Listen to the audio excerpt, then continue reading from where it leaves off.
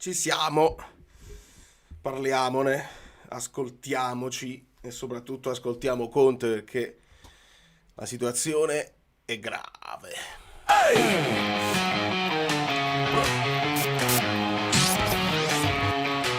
Amici bellini, la strada è sincera, si lotta col cuore, non solo stasera. L'amicizia ci guida, la voce si sente, pazienza e supporto, la fiamma ardente. L'Eloiane, mediano speciale, bellissimo eroe, dal coraggio reale. Senza di lui non sappiamo star bene, è il nostro pilastro. Ci tiene insieme. Allora, non c'è Oriali che tenga, a quanto pare. Che, scusatemi, io sto ancora non benissimo, però bisognava farla la live. Anche mia moglie non sta benissimo, quindi se improvvisamente devo chiudere, ma ho invitato anche Guido che forse ci raggiungerà più tardi. Ho i vocali da ascoltare. Ho aspettato un pochino, primo perché quando vado live subito post partita e ci sono i posticipi, la gente si vede anche la partita giustamente e aveva senso anche sbollire un attimo, proprio per non andare a valanga e non dire cose che tic tac, tic tac, tic tac. Ma Nicola, se tu intendi il tic tac all'esonero o alle dimissioni, sono due cose diverse. Sono due cose diverse di cui dobbiamo parlare. Perché il buon Fabio Versatile ha recuperato anche le parole in intervista, però è in conferenza che dobbiamo ascoltare le parole di Conte e forse io le ascolterei prima di andare avanti perché se qualcuno di voi, immagino che tutti voi l'abbiate già ascoltato. Se non è così, però è bene fare il punto e dare una contestualizzazione alla situazione perché a parlare della partita sì, ha senso fino a un certo punto perché sappiamo quali sono le problematiche, non è una problematica nuova il non andare in fondo, il sembrare di essere poco incisivi. Diego, grazie mille, ti ammiro e ti abbraccio, no? Io ti abbraccio forte, è il minimo, lo so, e a volte ti viene voglia proprio di... ti viene lo scoramento, ti viene voglia di mollare, però non è neanche giusto starci solamente quando si vince, quando si sta bene. Bisogna possibilmente, compatibilmente con i nostri impegni e con la salute, bisogna esserci sempre perché, perché è giusto che sia così. Non ci possiamo, noi non ci possiamo tirare indietro. Voglio capire se si è tirato indietro Conte, se si sta tirando indietro, se si sono tirati indietro i giocatori, chi si è tirato indietro, chi si deve prendere le responsabilità. E quindi andiamo un pochino. Eccoci qua, Mr. Forces. No, stiamo qua, stiamo qua. Cop, chi è? Cop Miners o Klopp?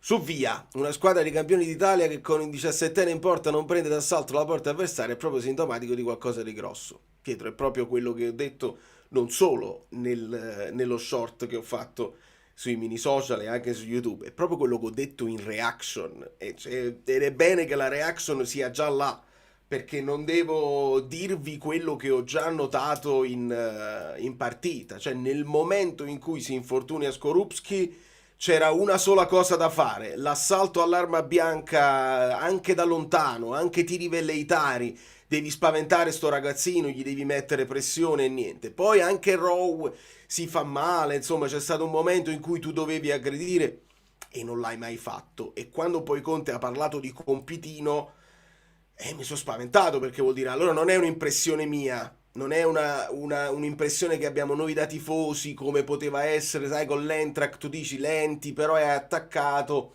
La sensazione mia durante la partita, dici questi non stanno facendo, non vedo l'urgenza di andare aggressivi a vincere la partita così. Evidentemente c'era, non era un'impressione nostra.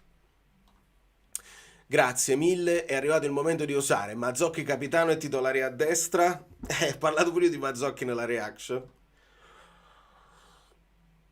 per Conte non è la prima volta che se ne esce con queste parole, un remake, mi viene in mente il Tottenham. Sì, stanno facendo girare tutti il paragone con le parole del Tottenham, del periodo del Tottenham. Sì, sì, è chiaro che lui quando va in difficoltà, però secondo me sono un po' diverse, nel senso che col Tottenham lui diede delle responsabilità ai calciatori, diede delle responsabilità anche alla società, se non sbaglio, parlava insomma di allenatori che qua io l'ho visto avvilito, cioè non l'ho visto combattivo, il Conte che sbotta in conferenza, se la prende con tutti, sbatte i pugni. E anche qualcuno, perché ho letto anche gli amici Bellini nel gruppo Telegram, alcuni vocali li ho già ascoltati, Conte che scarica le responsabilità, se la prende per difendere se stesso. Non la leggo così, onestamente. Io ho visto un uomo veramente avvilito, rassegnato e sconfitto. L'ho visto sconfitto. E non ho ricordi, qualcuno se avete dei ricordi di un Conte che molla in questo modo, cioè io ricordo un Conte che io non posso accettare, ma un Conte che molla e che dice io ho sbagliato io, se non sono riuscito ad entrare nei cuori di questi qua e non riescono ad andare oltre a fare oltre il compitino, vuol dire che è colpa mia e mi prendo io le responsabilità insieme a queste cose. Questa è una situazione nuova, assolutamente nuova, da esonerare, ma attualmente non sarebbe la scelta più saggia, forse l'unico che riuscirebbe a uscirsene da buco nero, che ne pensi? E allora, ad oggi, se mi guardo intorno, non, fatemi i nomi, Palladino, Motta, adesso probabilmente uno di questi due, probabilmente Palladino, andrà all'Atalanta. Il problema è che non ci sono allenatori in giro di uno spessore, di una credibilità, uno che prende in un momento di tempesta, perché all'epoca Gattuso un pochino, perché rappresentava quel tipo di allenatore là. Il remake del 10° posto, che questo è lo spettro e la paura che stiamo vivendo in questo momento, ci deve far riflettere. Si paragonano i numeri di Garcia con i numeri di Conte. E anche all'epoca, se esonerare Garcia per un Mazzarri non migliorò le cose, andarono a peggiorare. Quindi tu devi rifletterci, devi capire. È chiaro, sono con te così distinto a prima acchitto che se non ne esce uno come Conte, chi ne può uscire? Chi ha la forza di essere credibile e di andare a prendersi di nuovo in mano un ambiente, perché poi l'ambiente adesso è spaccato e i giocatori non lo so se ci sguazzano in questa cosa qua. È veramente una situazione difficilissima. Atalanta Tiago Motta, non è vero, ho letto anche io e poi ho letto Moretto che ha parlato di Palladino, quindi non è ancora fatta e non è ancora sicura questa cosa qua. E Tiago Motta che ne pensi? Ma voi vi fidate di Tiago Motta? Io se fosse stato il Tiago Motta post Bologna, a me piaceva tantissimo, ma il Tiago Motta post Juventus, in un ambiente che pure se lo è mangiato e lui non ha avuto la forza di uscirsene da solo, in conferenza non ha dimostrato polso, si è perso anche lui la fiducia dei calciatori, io non mi sembra in questo momento un'operazione che puoi fare. Non credo che si possa andare a migliorare con una situazione del genere. Mazzarri. Allora, secondo me Conte ha commissionato degli acquisti fuori focus. Effettivamente non abbiamo mai inquadrato il nostro organico in un sistema di gioco, per quanto non si possa più parlare di moduli. Sì, lo sai, il parlare di moduli lascia il tempo che trova. La costruzione della rosa, sì, se ne può parlare ampiamente. Sappiamo che probabilmente c'erano dei programmi e sono andati nel finale però della costruzione della rosa, sono andati a cambiare per l'infortunio di Lukaku. Nel frattempo però il grosso tu già l'avevi fatto. E le criticità, le cose che mancavano le avevamo già fatte vedere. Purtroppo l'entusiasmo di aver speso parecchio, non 300 milioni però, perché adesso sto leggendo si va sempre ad aumentare per poi dare addosso.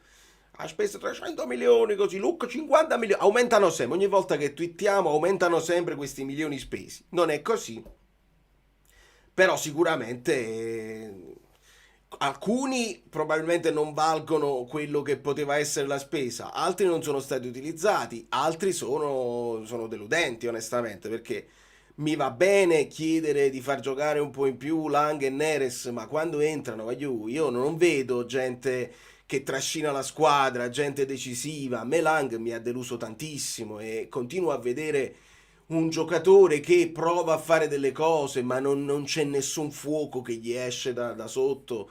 Neres non è un trascinatore, non lo è mai stato, è uno che messo in condizione, una squadra che gira può far benissimo, ma non è uno che entra e spacca tutto, assolutamente. Quindi secondo me il grave, il pesante sta da quelli vecchi, sta su quelli vecchi che non stanno performando e ci si aspettava sicuramente qualcosa di più. La rosa costruita con i piedi, purtroppo si deve dire, Conte è il principale responsabile. Ho messo 4 mesi per capire che Gutierrez deve essere titolare. Sì, lo sapete, a me Gutierrez piace molto e sono contento di averlo visto. Sono stato contento di averlo visto oggi, no, al posto, tra virgolette, di Olivera, nonostante ci fosse un dirimpettaio offensivo. Quindi quello Conte l'ha capito, e così con ritardo magari l'ha capito, oppure doveva avere il tempo di ambientamento che ci voleva, perché magari lo metti subito titolare, non funziona e poi dici perché l'hai messo titolare così un pochino. Però Marianucci non è un paragone giusto fare il paragone con Marianucci, perché Marianucci è troppo giovane, buttato in mezzo con il Milan. Però sì, questo è. Mentre poi Lucca subito messo in mezzo non ha funzionato. Allora uno per esempio come Lucca aveva bisogno di più tempo per crescere, per mettersi al passo con gli altri, e può essere anche che pur mettendosi al passo non arriva mai a quel livello che tu ti aspetti, onestamente. Dobbiamo sperare che Conti resti, altrimenti c'è un altro 10° posto. Non lo so, se può essere il 10° posto pure con Conte. Cioè, io oggi, non mi sento sicuro di niente. Vi ho fatto quel giochino, insomma, quel paragone con il gatto della meccanica quantistica. A oggi io apro la scatola e vedo il gatto morto, ma scatola chiusa, sappiamo che è morto lo stesso. Cioè, oggi non ho il dubbio, siamo vivi o siamo morti? Abbiamo aperto la scatola già convinti e sicuri, sono un po' di partite che li vedo più morti che vivi. E quindi devi solo sperare che le parole sono talmente gravi che si muove qualcosa a partire dalla società, si fa una pulizia, si fanno dei discorsi proprio seri all'interno dello spogliatoio, si capisce se ci sono dei problemi anche di rapporti e si interviene seriamente.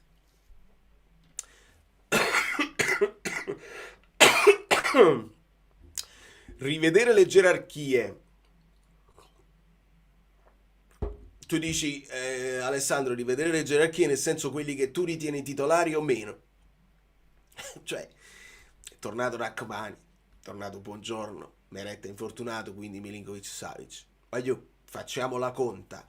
Di Lorenzo non ci piace più, benissimo. Mazzocchi titolare, perché Spinazzola è infortunato. Quindi l'unica scelta è Mazzocchi titolare. Vi va bene? Va benissimo. Quindi rivediamo le gerarchie. Mazzocchi titolari perché Di Lorenzo non si può sopportare più. Gioca Gutierrez e sta giocando Gutierrez. A centrocampo chi deve giocare? Anchissà, Lobotka, McTominay. Kevin è infortunato. Chi deve giocare? Vergara? Gilmour è infortunato. Volete Elmas a centrocampo? Chi deve giocare? Quali sono le gerarchie? Quelli sono quelli. Al massimo Vergara, eccetera, eccetera. McTominay inguardabile oggi. Mettiamo in discussione McTominay. Come vedete, se poi andate poi all'analisi dei giocatori, all'analisi del conquibus, l'11 titolare era l'11 logico. Højlund ha giocato anche bene oggi, tra Højlund e Lucca non c'è dubbio. L'unico dubbio che puoi avere è Lang è la soluzione per questo Napoli. Deve giocare Lang titolare, anche se Elmas è il meno peggio oggi. Deve giocare Lang per forza e deve giocare Neres per forza, perché Politano non si può sopportare. Quindi mettiamo Lang, mettiamo Neres e mettiamo Mazzocchi. Il Napoli risolve tutti i suoi problemi. Capiamoci se questo secondo voi è il problema, perché secondo me non può essere solo questo. Non può essere, perché poi quando entrano non mi sembrano fare la differenza, onestamente.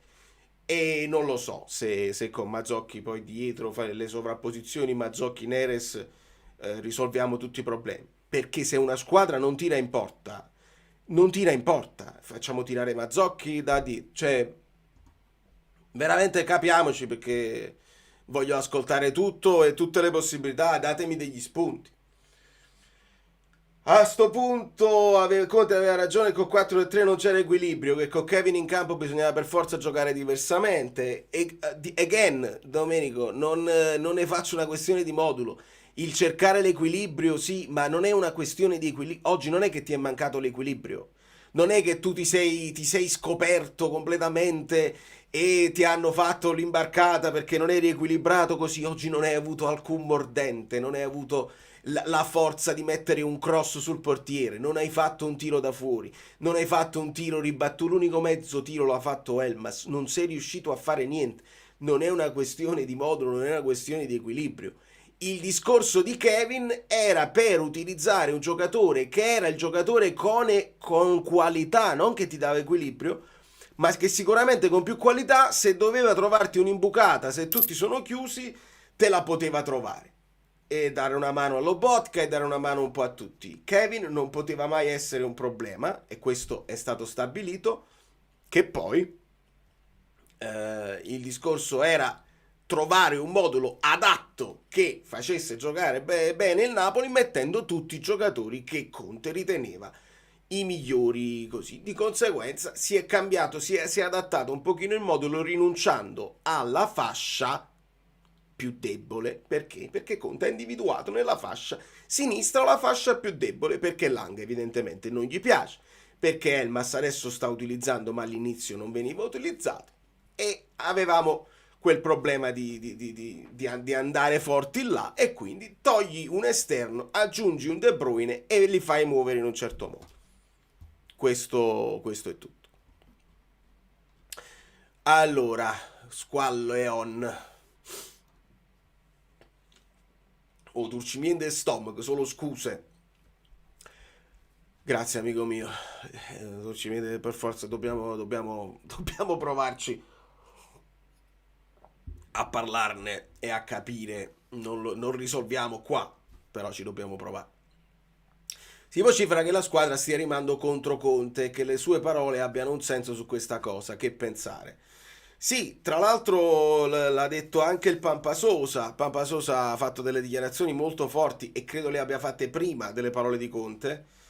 Ha detto il Pampa, questa sembra una squadra che gioca per esonerare l'allenatore, che gioca contro così. E lo so, sono parole fortissime, però vengono da un ex calciatore che certe sensazioni può averle anche più di noi.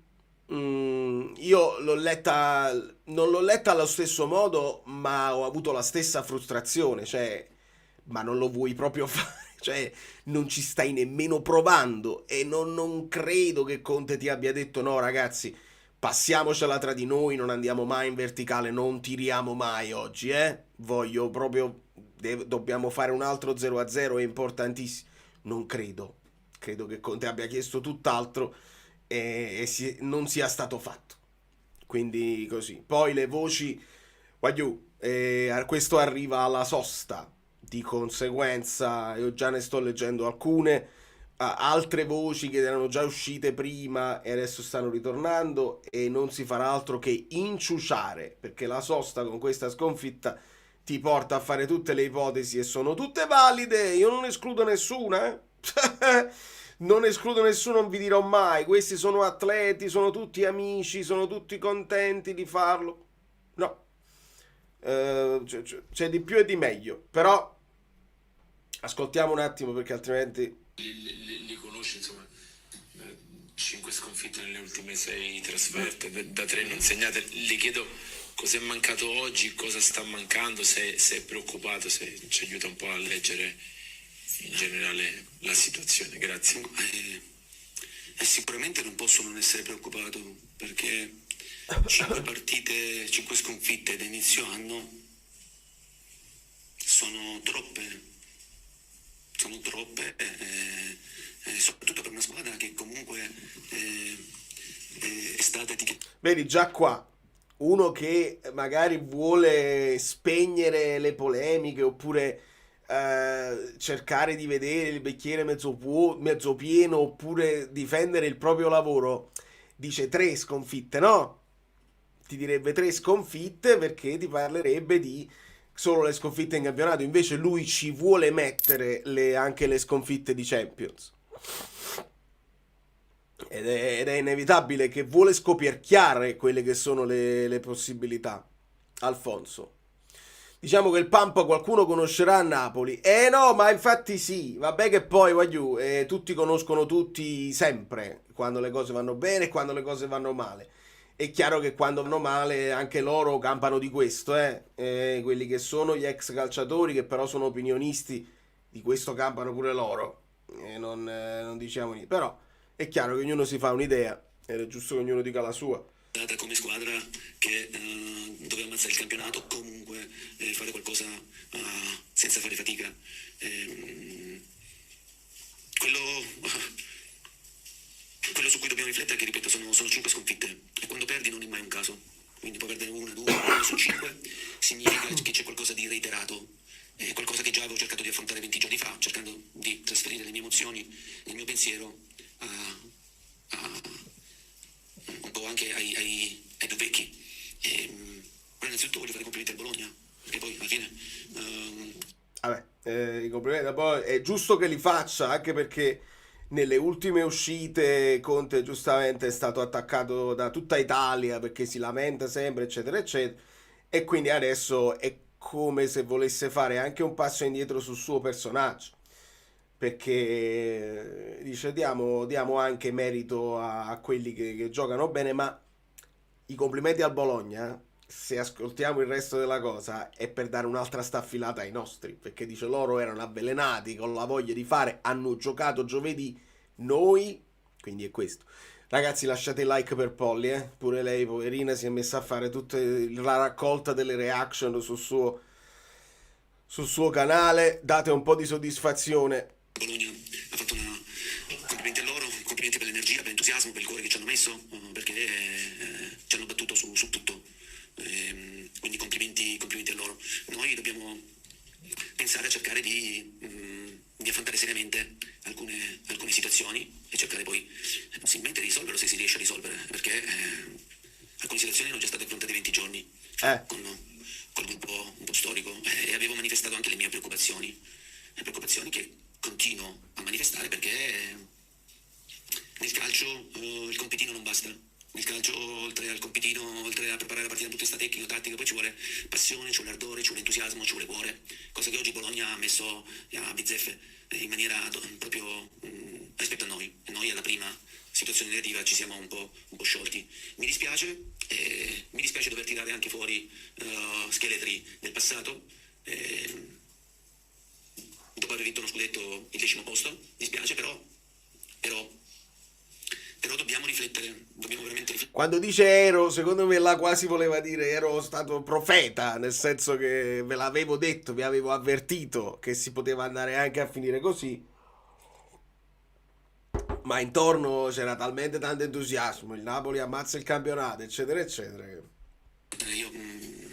parlerò anche con il club di questo aspetto, ma già lo sapeva cosa stavo percependo, cosa meno, ripeto, dopo comunque 3 mesi e mezzo, 4 mesi, ancora non... Ripeto, facciamo il compitino, comunque non c'è ancora quell'alchimia, quella positività, quella voglia di combattere tutti insieme, di andare oltre l'ostacolo, di metterci il cuore che c'era l'anno scorso. Questo mi dispiace, perché queste sono cose che non lo so se riusciremo a cambiarle o meno, ecco, quindi questo è... Perché sai, quando si parla di campo, tecnica, tattica è un discorso, poi quando vedi altre cose mi dispiace, perché ripeto, tutti quanti noi significa che io non sto facendo un buon lavoro, perché significa quest'anno non sono entrato nei cuori, nelle teste dei calciatori. Cioè, io non l'ho mai sentito. Un Conte dice che io non sto facendo bene, anzi, quello è sempre colpa degli altri, eccetera, eccetera. È chiaro che nel dire questo sta dando la colpa ai calciatori, eccetera, ma sta dicendo a se stesso, dice, ecco perché il suo atteggiamento è di cane bastonato. Cioè non è un Conte, dice, i giocatori non mi ascoltano, io ho detto quello che devo fare, adesso mi sentiranno perché... No, dici, io già l'ho detto prima. Evidentemente se l'ho già detto prima e siamo ricaduti nello stesso tipo di atteggiamento colpa mia, cioè sono io il primo che non sono riuscito ad entrare e a far fare a questi qua quelli che gli ho chiesto. Io non ho mai sentito così. E quindi è giusto che anche il capo lo sappia, ma già lo sa, e comunque qualche cosa bisogna farla, perché ripeto, non c'è da accompagnare un morto, Questo, il non c'è da accompagnare un morto, è il richiamo ovviamente a quello che è successo l'anno Terribilis, perché il passaggio da Garcia poi a Mazzarri e a Calzona era, vabbè, traghettiamo che poi andiamo a prendere Conte, perché questa era l'idea già evidentemente di De Laurentiis. Conte, il tentativo di prendere Conte in corsa non venne, così come in corsa non venne Spalletti, ve lo ricordate? Però Spalletti alla Juve in corsa c'è andato. Sono piccoli dettagli che dobbiamo sempre tenere a mente. Spalletti in corsa alla Juve ci va, al Napoli non ci va, Conte in corsa non ci va al Napoli, e si è accompagnato il morto con la soddisfazione addirittura probabilmente di non andare nelle coppe, di finire il più tardi, il più giù possibile, 10° posto, benissimo, si è esultato perché non si volevano fare le coppe evidentemente l'anno scorso per preparare il terreno alla stagione perfetta di Conte. Secondo me non era nemmeno nei piani del più ottimista dei De Laurentiis di vincere al primo anno con Conte. Bisognava fare un percorso di ricrescita, di risistemata di tutto l'impianto della rosa, della società, eccetera, eccetera. Si è fatto troppo e quindi siamo ritornati nella situazione in cui, cioè, dopo lo scudetto è a morire, per forza, cioè non puoi fare una stagione dignitosa così, ci deve essere un problema talmente grave. Ecco perché bisogna ragionare. Se fosse solo un problema di classifica, se fosse solo un problema di squadra che non gira, che non siamo fortissimi, eccetera, eccetera, tu ti fai un campionato medio, campionato tipo Roma, tipo chissà, leviamo sempre quelle là da mezzo, no? Inter, Milan e Juve. Ti fai un campionato medio, te la lotti per il 4° posto, magari con la Roma riesci a sfangarla e va bene, e l'anno prossimo trovi un altro allenatore, questo non ti convince più, eccetera, eccetera. Ma parlare di queste cose qua significa scatafascio. Lo scatafascio significa che non fai quarto, che non arrivi nemmeno in Europa League e fai di nuovo uno scatafascio totale. Ecco perché bisogna ragionare. Esonerare, accettare le dimissioni, continuare con un altro, trovare subito il nuovo che ti deve fare un progetto davanti, oppure tamponare e fare l'accompagnamento del morto. Questa è la cosa poi pericolosa su cui ragionare, perché voglio, a me va benissimo vincere uno scudetto ogni 3 anni, figuriamo, cioè non l'abbiamo mai fatto, quindi va benissimo, però è pericoloso che ogni volta che succede una cosa del genere poi ci troviamo di fronte a un'annata dove ti frana il terreno sotto i piedi. Perché? Che cosa succede? Quindi io morti non li voglio accompagnare, questo deve essere chiaro. Se abbiamo voluto insieme di fare qualcosa e di rimetterci carreggiata, bene, altrimenti ognuno si deve prendere responsabilità. Io sono il primo che mi prendo le responsabilità. Ripeto, quello che ho visto e quello che sto vedendo non mi piace assolutamente, e sono il primo a prendermi eventualmente delle responsabilità, perché poi è facile anche tante volte coprirsi, no? Dietro altri. È giusto secondo me che ognuno si prenda responsabilità finché siamo ancora in tempo, se abbiamo voglia di prenderci responsabilità. Io me le prendo, e in qualsiasi cosa, ripeto, sono passati 4 mesi e da quel punto di vista non ho fatto un buon lavoro. Non ho fatto un buon lavoro perché No.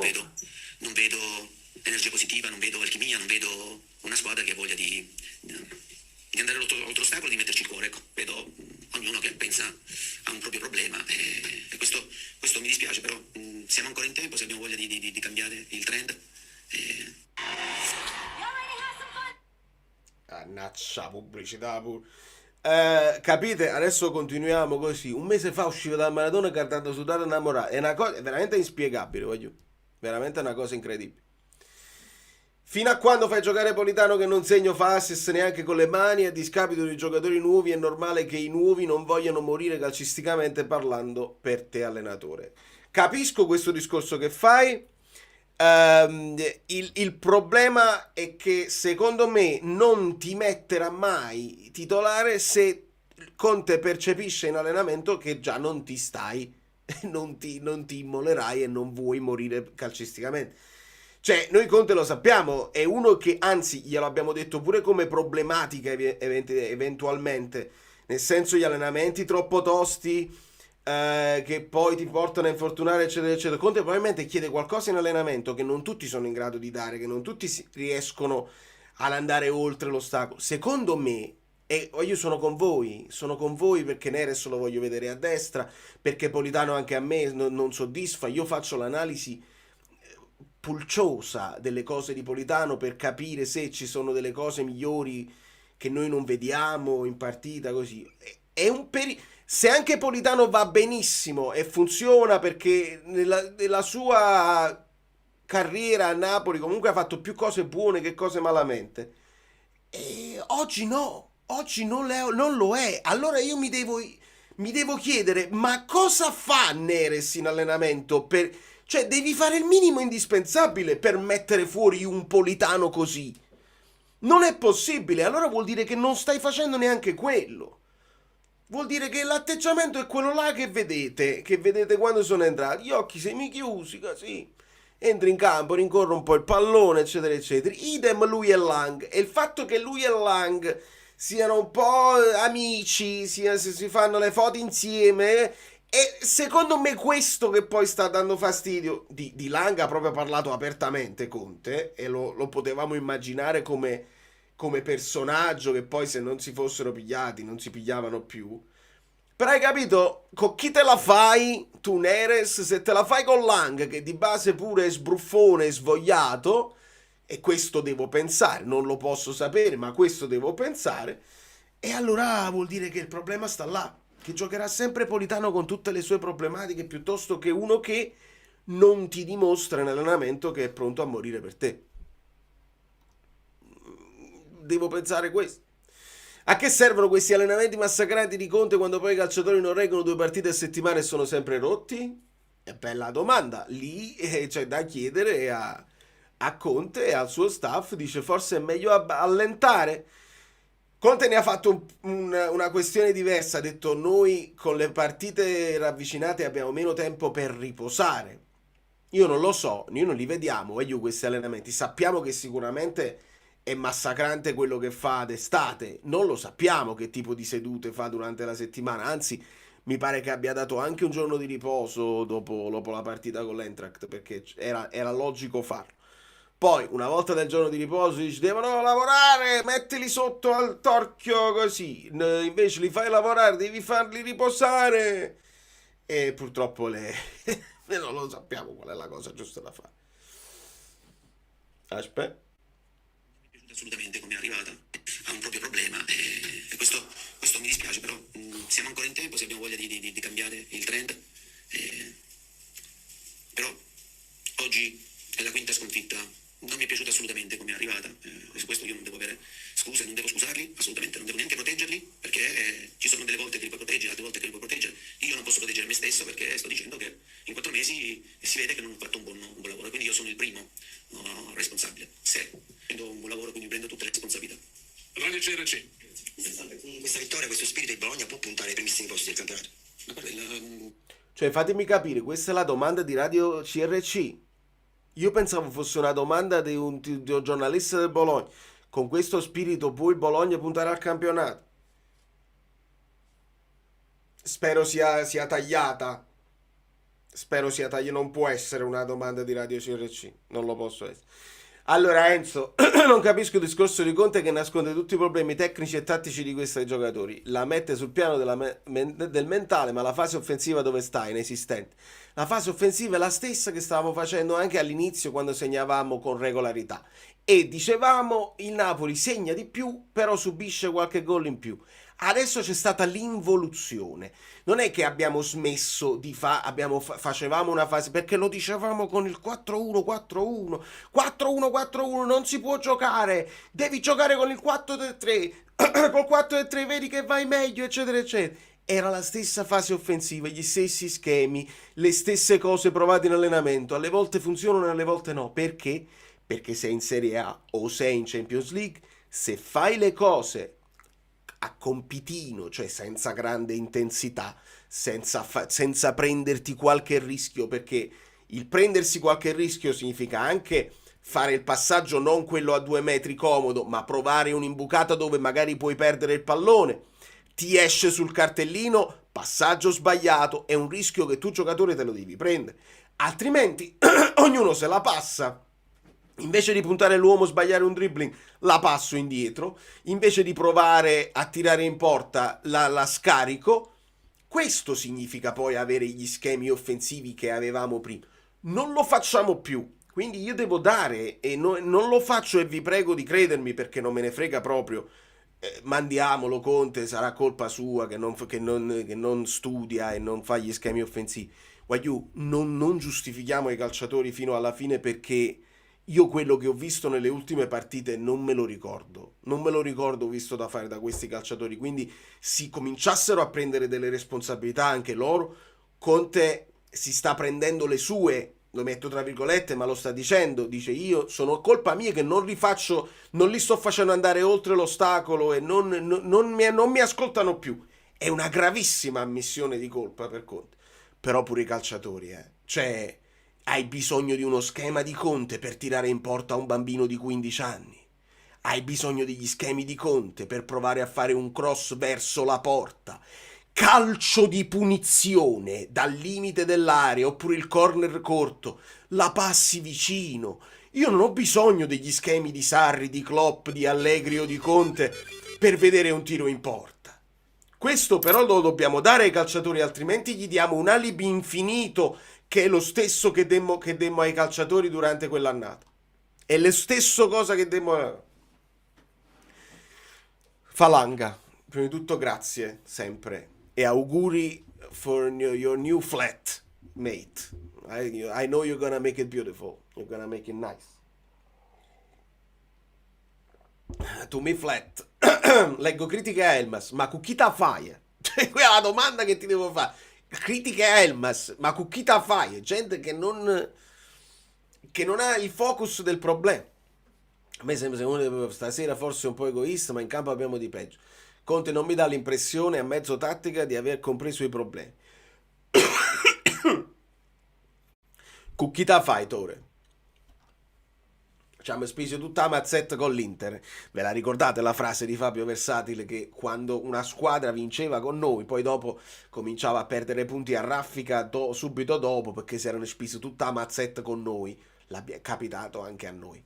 Finalmente è capitato anche a noi, perché con l'Inter grande ci siamo divertiti, no? Quando ha messo il sesto difensore del Bologna, Lucca, ho detto siamo alla frutta. I calciatori sono delle Conte, noi tifosi non meritiamo ciò. Hai ragione da vendere. Su questo io ho tirato la catena, cioè nel senso ho alzato bandiera bianca, ho tirato le cuoia. Il cambio, quando poi Lucca lo metti, ed è bella la battuta perché aggiungi un difensore a loro così, ed è simpatica, te l'ho detto pure prima. Però un Conte che ancora combatte, un Conte che sa che si gira e che entrerà un Lucca che si mangia il campo tipo Simeone, tipo Pellegrini, la partita che ha fatto Pellegrino, oppure altri che la voglia di dimostrare io non ce l'ha. Si vede che non ce l'ha. Però tu, Conte, al 77esimo, no? Tu hai fatto il cambio, 68esimo, Neres e Lang. Benissimo.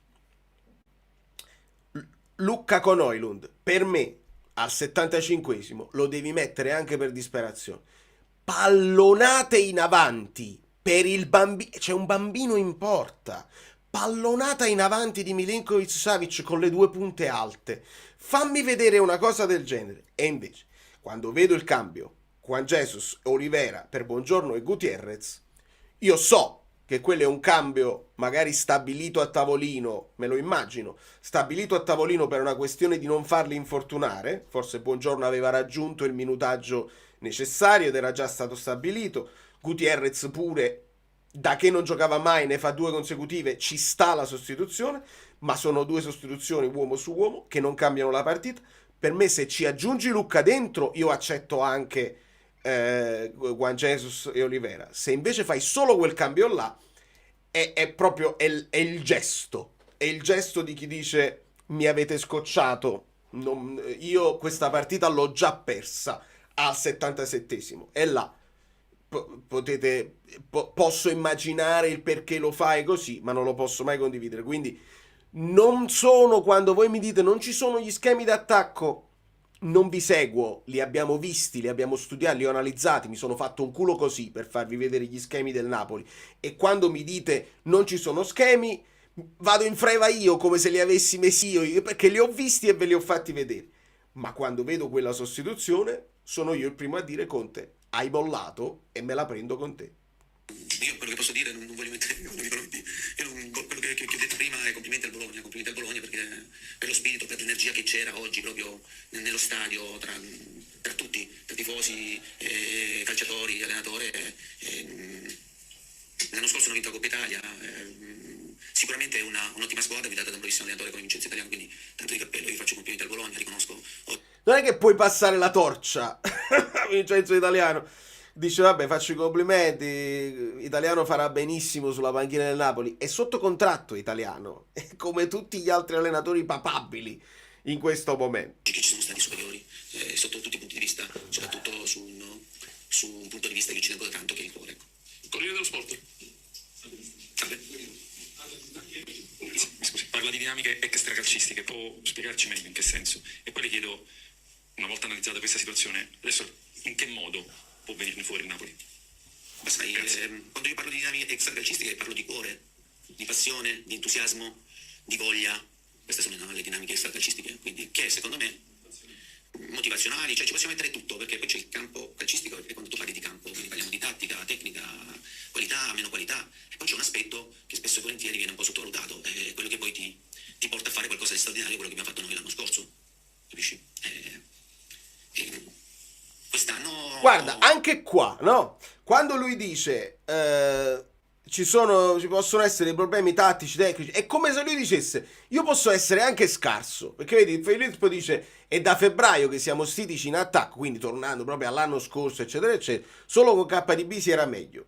Non sono d'accordo, con KDB comunque c'è stato un momento di stitichezza che non eravamo fluidissimi nel far arrivare il pallone.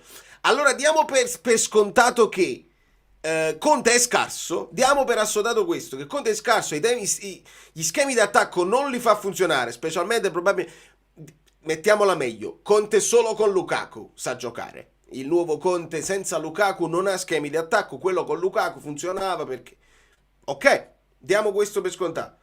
Conte ti dice, l'anno scorso abbiamo fatto qualcosa di straordinario proprio mettendoci quel di più, il cuore, la voglia, la grinta, buttare il cuore oltre l'ostacolo che ti permette di andare oltre quelli che sono dei limiti tecnico-tattici. Limiti tecnici, magari tu ti giri, vedi qualche giocatore non è fortissimo, non mette i cross benissimo, non attacchiamo benissimo sempre il pallone di testa, quelli sono dei limiti tecnici. Oltre a questo però, tu dici io non sono il più alto, ma ce la metto talmente tanta la voglia di arrivare prima sul pallone che ci do quel di più, ci arrivo prima, boom! Segna Raspadori, anche piccolino, in mischia così, e quindi vai oltre l'ostacolo e quello è il 150%. I problemi tecnici. Problemi tattici, Conte più di tanto non ti sa insegnare a livello di schemi d'attacco, non c'è il tempo di trovare nuovi schemi su calcio d'angolo non si possono fare, o fallo laterale, vedetevela voi, tengo da fare, devo andare da Pizza Calò. Ok, si è andato oltre a questo solamente mettendoci il di più, il cuore, eccetera, eccetera, che in questo momento non stanno dando. Quindi diamo per scontato che Conte è scarso. Questo significa però che qualcosa sta venendo meno nel gruppo, nei calciatori singoli, perché l'anno scorso si è andati oltre all'ostacolo e anche se non avessimo vinto, avremmo comunque portato a casa un secondo posto che dopo un decimo ti lasciava l'amaro in bocca perché l'avevi lottato per tutta la cosa, ma che era dignitosissimo e che ti metteva le basi per continuare. Questo secondo me è importante non sottovalutare solo perché vogliamo dare la colpa a Conte. I calciatori si prendessero un po' di responsabilità, vi prego. Quest'anno stiamo facendo molta fatica, molta perché in questo momento, ripeto, non siamo squadra e questo dispiace perché sono passati 4 mesi, ripeto, mi prendo io tutta la responsabilità perché la colpa è mia, perché io sono a capo della situazione Però ecco, sono situazioni dove diventa difficile anche per l'allenatore sapere se potrà cambiare o meno queste cose. Dal punto di vista calcistico, tecnico-tattico, può cambiare il sistema, può cambiare tutto quello che vuoi. Dal punto di vista del cuore, trapianti non ne puoi fare, capisci? Trapianti di cuore non si possono fare. Quindi quello, ognuno di noi deve trovare quello spirito, quel cuore, quella cattiveria. Questo non significa che non si fanno le cose, perché le cose si fanno, ok? Però come le fai? Con che trasporto lo fai? Con che entusiasmo? Con che determinazione? Con che voglia di mettere in difficoltà la persona? Con che cuore di superare l'ostacolo? Quella è la valutazione che bisogna fare, perché nessuno può dire no, ma io se mi dici di fare questo io lo faccio. Sì. Una cosa per il compitino, una cosa giocare in una squadra che dovrebbe avere l'ambizione di fare un campionato da protagonista. È totalmente diverso, perché crescono le responsabilità, crescono le aspettative e ognuno non può pensare al proprio orticello, perché in questo momento ognuno sta pensando al proprio orticello, ognuno sta guardando il proprio problema. E questo io da gestore di gruppo l'avevo già visto, ripeto, già 3 settimane fa affrontato, per 3 settimane adesso siamo di nuovo.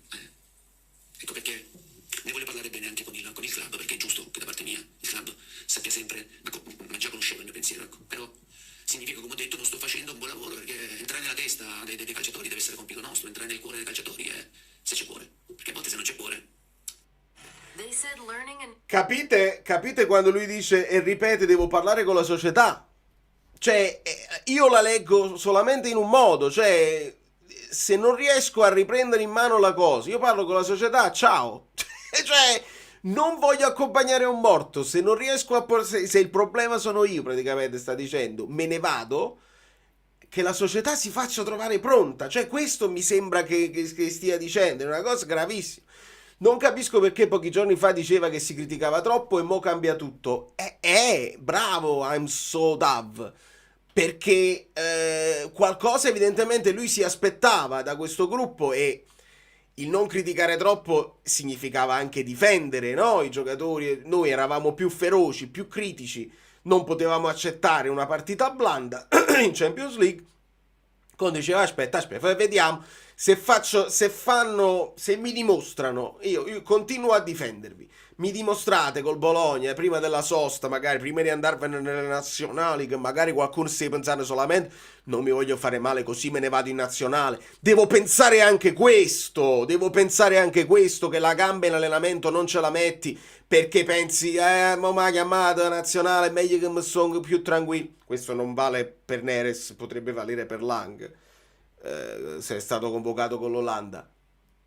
Può essere che lui ha detto io vi difendo ancora, però col Bologna mi dimostrate. Col Bologna non hanno dimostrato, con un portiere esordiente e Conte ha sbottato. Finito. Non c'è altro da dire. Torna Terratieri Gruppo. Chiedo aiuto a Guido. Allora amici, io l'ho invitato Guido, solo che lui aveva un impegno lavorativo, quindi stavolta l'ho invitato preventivamente proprio perché sapevo di avere anche bisogno di lui. Noi siamo pure un po' in qualche modo senza metterci d'accordo, ma con Guido non c'è bisogno perché è un uomo di una sensibilità e di un'intelligenza fuori dal comune. E anche bad cop, good cop, no? Cioè, se io sto incazzato, Guido viene e mi calma un attimo. Se io sto tutto esagitato, positivo e tutto contento, Guido ci fa vedere delle potenziali criticità e quindi si resta in un equilibrio logico, i 5 minuti di collera e ci fa vedere anche altre cose che di solito non ci fanno vedere. Quindi io subito ho lanciato l'invito a Guido questa volta senza manco aspettare. Però teneva un impegno. Guido mi ha detto, se riesco, volano i portapastrelli. Pastrelli? I portapastrelli. Cheers. Conte che a Lucca. Io non l'ho visto così. Non lo vedo così. Quindi vuol dire che è proprio deluso. 4-3-3. Col 4-3 si risolve. Questa squadra se gioca con il 4-3-3... Questa squadra basta che toglie De Bruyne e McTominay torna a segnare a raffica. Quindi questo è il problema. Quindi Guido si è portato appresso il computer, il telefono e tutto quello che può fare e se ci riesce verrà a darci una mano. Grazie Armando. Scusate, assodato che ci sono problemi di spogliatoio. Possibile che i senatori non siano stati capaci di bloccare il virus sul nascere, di intercettare il problema e addirittura affondare? Giuseppe, no, evidentemente no. A meno che il virus non venga direttamente dai senatori. Perché Noi non diamo per scontato, non dovremmo farlo, che magari sono i nuovi che giocando di meno fanno casino, eccetera, eccetera. Può essere pure che qualcuno dei vecchi che non sopporta certe cose.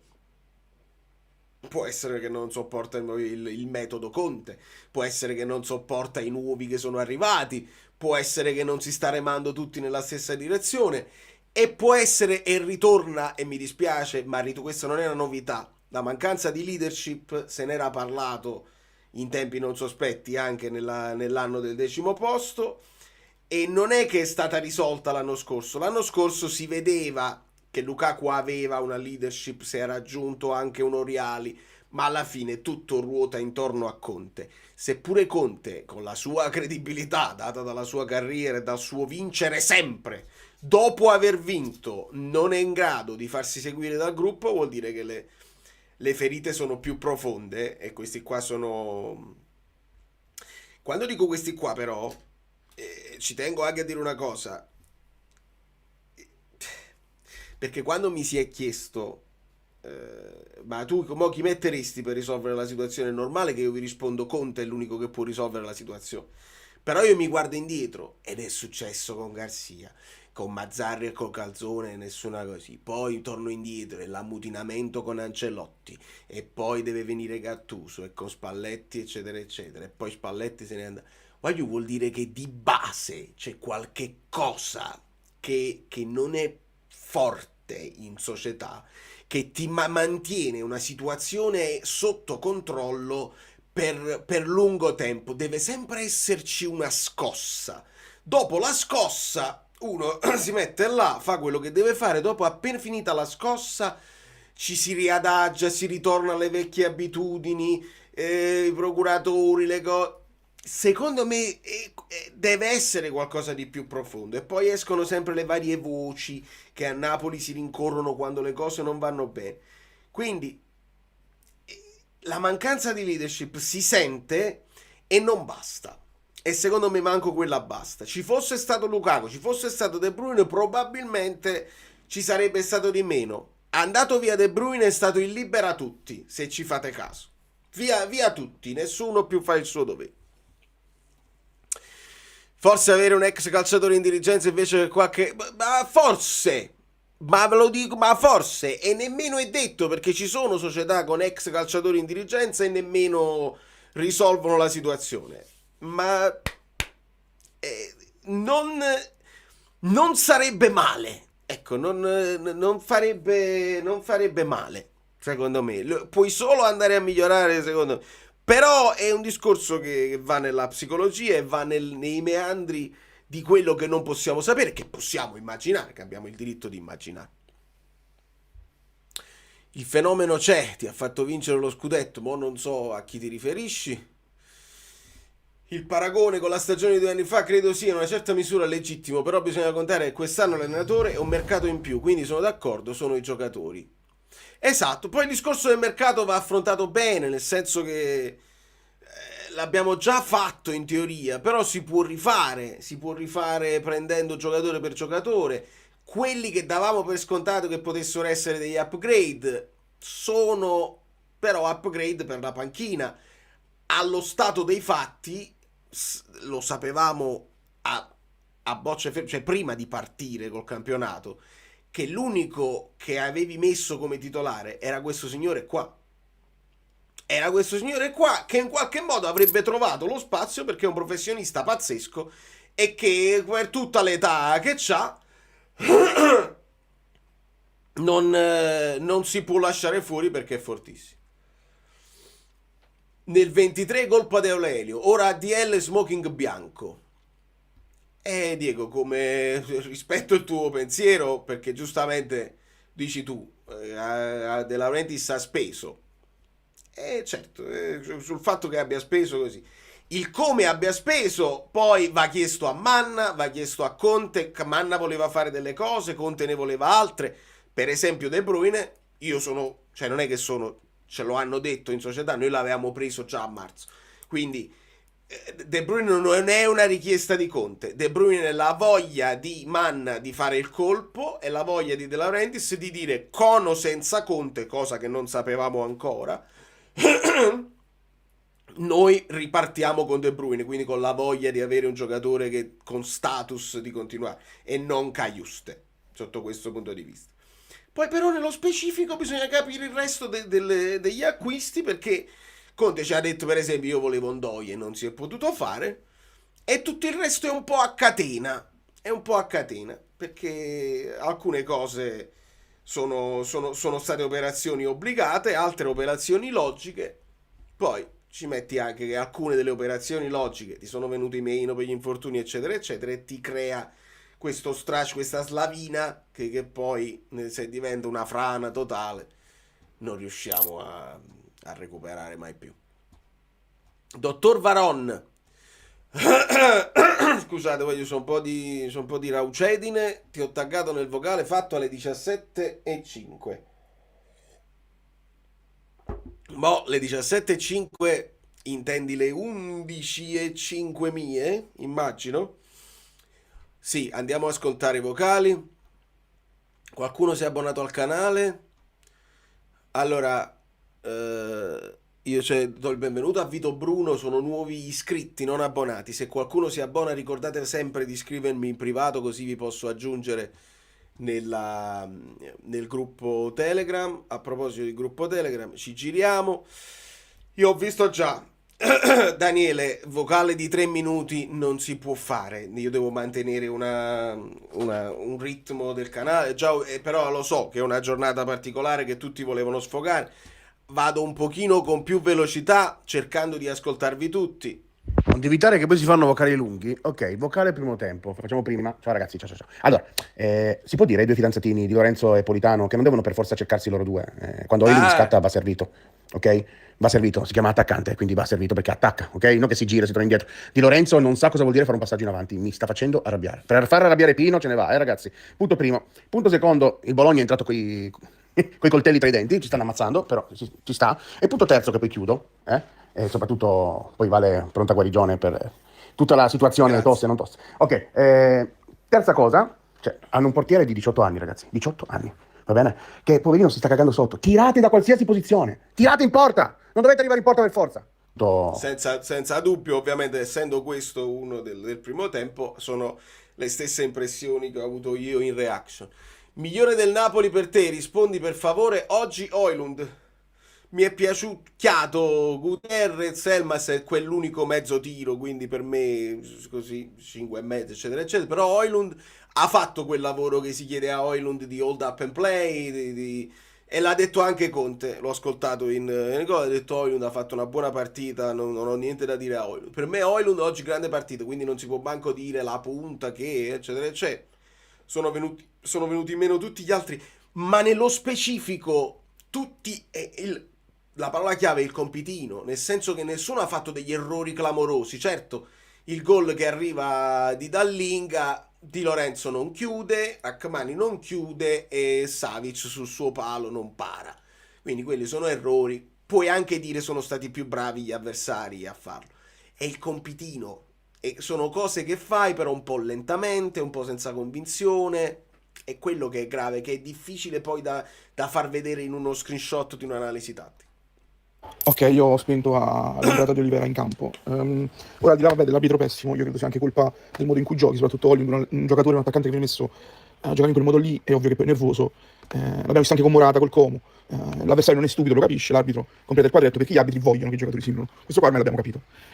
Conte non ha più scuse, c'è stata una cosa che ho detto inizio anno, che è stata non diamo alibi a Conte. Io penso che mai come questa stagione il Napoli non abbia dato alibi al suo allenatore. Io ti rifaccio l'invito, se puoi farmi un video che mi aiuta a capire a che serve Politano in campo, perché tutte le volte che lo chiedo mi viene solo risposto che se non lo capisco devo cambiare sport. Io potrei farti un video su tutte le palle che non ha messo, tutti i passaggi lampanti che poteva fare per mandare un compagno in porta, uno clamoroso a 47esimo e mezzo, e non l'ha fatto. Tutte le volte che ogni volta che la palla andava a destra tra Politano e Di Lorenzo noi perdevamo palla, il fatto che non riusciamo a fare un tiro in porta, il fatto che Oilund gioca come se fosse Lukaku, non capisco per quale motivo, e quindi mi viene da pensare che tutte le volte che con De Bruyne in campo giocavamo, diciamo, in favore di Oilund, giocavamo un calcio che favoriva Oilund, penso fosse farina del sacco di De Bruyne e non di Conte, che a questo punto penso debba dare tante risposte, perché non è possibile, non possiamo essere questi. Vabbè, ero d'accordo su tutto, poi quando mi dici che è De Bruyne l'allenatore in campo per ste Conte, scantoni come al solito. No, sono lo stesso che ho detto io su Politano, c'è una volta in cui proprio Anghissà fa il movimento giusto e Politano gliela può dare con un passaggio semplice in avanti e ritorna il passaggio all'indietro per Di Lorenzo, è come se si trovasse nella sua comfort zone. Ma anche lì c'è un'involuzione paurosa perché Politano in alcune partite, lasciate stare quella statistica che è uscita, dice Politano il secondo subito dopo la Yamal in dribbling riusciti in Europa, cioè tutti gli esterni è il secondo per dribbling riusciti. Io voglio capire quali tipo di dribbling stiamo parlando. Ma al di là delle statistiche, dei numeri, eccetera, eccetera, Politano altre volte è utile, è efficace. E non parlo nemmeno della fase difensiva dove lui si ripiega, fa la presenza, ma non è che è uno che vince i contrasti. È una presenza di aiuto a Di Lorenzo che in fase difensiva ha sempre grandi difficoltà. Ma parlo in attacco, delle volte sguscia, se ne va, qualche palla in mezzo liftata la mette. Facciamo l'esempio dell'ultima, quella là contro la rovesciata di McTominay contro il Cagliari e l'immagine è quella là. Politano fa quell'assist e non gli viene riconosciuto. Ma ad oggi non è proprio presentabile. Ed è lì che io dico, oggi che cosa sta facendo Neres per non poter giocare al posto di questo Politano di oggi? È questo che non è proprio pensabile. Poi se tu dici Neres è fortissimo, Conte lo vedi in allenamento fortissimo e non lo fa giocare perché gli sta antipatico, questo è un altro, è un altro paio di maniche, vuol dire che Conte preferisce perdere per lamentarsi piuttosto che mettere un giocatore che sta meglio di Politano. E veramente siamo a livelli altissimi. Io personalmente ci tengo a fare i complimenti al giovanissimo portiere del Bologna. Grazie ai suoi interventi, alle sue parate, è riuscito a fermare l'attacco azzurro. Partite così ci stanno, quando la porta è stregata ci puoi fare poco e può succedere che perdi una partita quando calci in porta così tanto e trovi un talento che sicuramente avrà un grande futuro. Peccato. Un abbraccio a tutti. Valerio, auguri di buona guarigione. Grazie Davide. Non stiamo dicendo che Politano deve essere cacciato dalla squadra, stiamo dicendo che si deve sedere in banchina e solo lo sto dicendo pure io. Neres fa schifo. Come ve lo devo spiegare? Devo essere così tranciante. Neres non è un giocatore di calcio, non è un atleta. Come ve lo devo spiegare? Quello che Conte in questo momento ci sta comunicando è che Neres, perché se tu vedi un Politano in queste condizioni, deve giocare Neres per forza. Oppure ci devi mettere Vergara là, o ci devi mettere Elmas là e fai giocare Lang dall'altra parte, oppure non ce ne sono, non c'era nessuno in panchina. Guagliù, chi doveva mettere? Conte ci sta comunicando questo. Poi se Conte non è in grado di leggere i giocatori, se improvvisamente è un allenatore inesperto oppure che si mette a tuzzo così, con un Politano, proprio a voi sto venendo, con un Politano così che non sta in forma e si dovrebbe sedere, Neres non gioca, qual è la comunicazione? Senti, ah? No, capiscimi Alfredo, forse non hai capito, se dici non esagerare non stai capendo niente di quello che sto dicendo. Non è quello che ti dice Conte. Cioè Conte ti sta comunicando, se non lo mette da titolare nemmeno oggi, dopo la partita con Francoforte, eccetera, eccetera, vuol dire che non ce n'è, vuol dire che non ti sta dando nulla. E quando entra comunque niente ti ha dato nelle ultime occasioni. Ti ha dato una grandissima partita contro l'Inter, ma è l'emblema della discontinuità, perché non se l'è mai preso il posto da titolare. Ce l'hanno raccontato che Kvar era stato sostituito da Neres perché Neres si era preso il posto di Kvar. Non era vero, ci siamo illusi. Avete capito?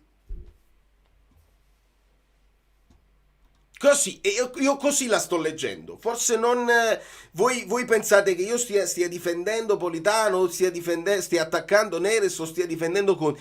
Io così la sto leggendo. Che Neres e Langus per lui sono più scarsi di un Politano non in forma. Capitemi? Perché se no non ci capi. Per salvare la stagione le soluzioni quali sono? Si devono prendere a schiaffi tutti, a pugni, e quelli quelli che vincono restano, quelli che perdono devono essere mandati via a gennaio. È l'unica soluzione. Deve tornare Lukaku, deve mettersi Kevin De Bruyne, si deve mettere là in panchina insieme a Oriali.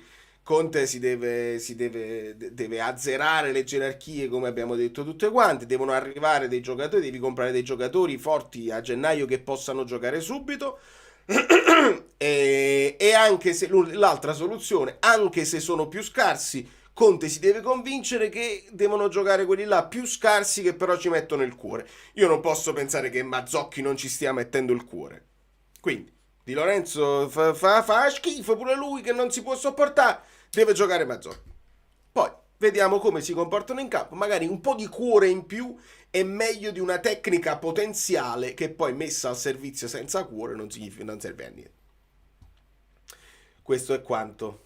Ciao Vale, Guido ha detto che siamo una squadra malata e non in crisi. Io sono in disaccordo perché secondo me siamo una squadra in crisi, perché non è possibile Adesso sì, Guido aveva detto siamo una squadra malata, non in crisi prima. Adesso credo di sì. non fare neanche un tiro in porta in 11 contro 10 negli ultimi 15 minuti del primo tempo. Con un portiere esordiente in Serie A non sei stato capace di battere un calcio piazzato in maniera decente, che è un nostro punto di debolezza sotto l'aspetto sia offensivo che difensivo. Oggi il Piccione, vabbè, abbiamo visto cose ai limiti, veramente c'è un'espulsione su Højlund netta. Poteva essere espulso anche Lang, diciamocelo chiaramente.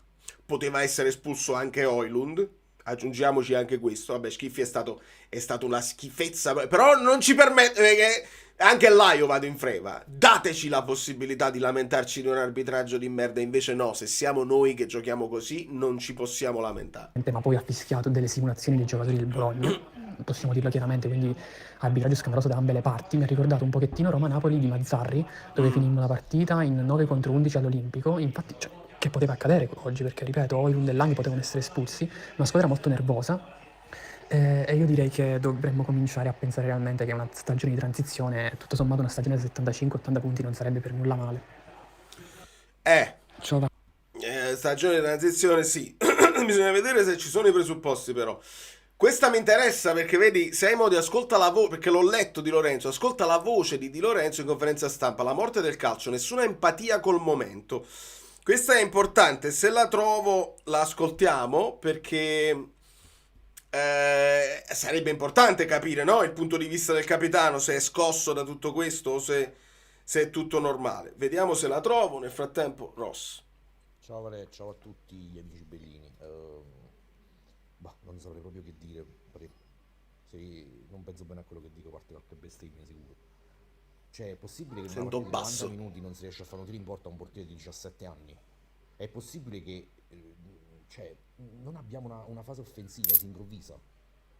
Io sinceramente non lo so, non sono di quelli che chiede la testa di Conte, perché non avrebbe senso a sto punto.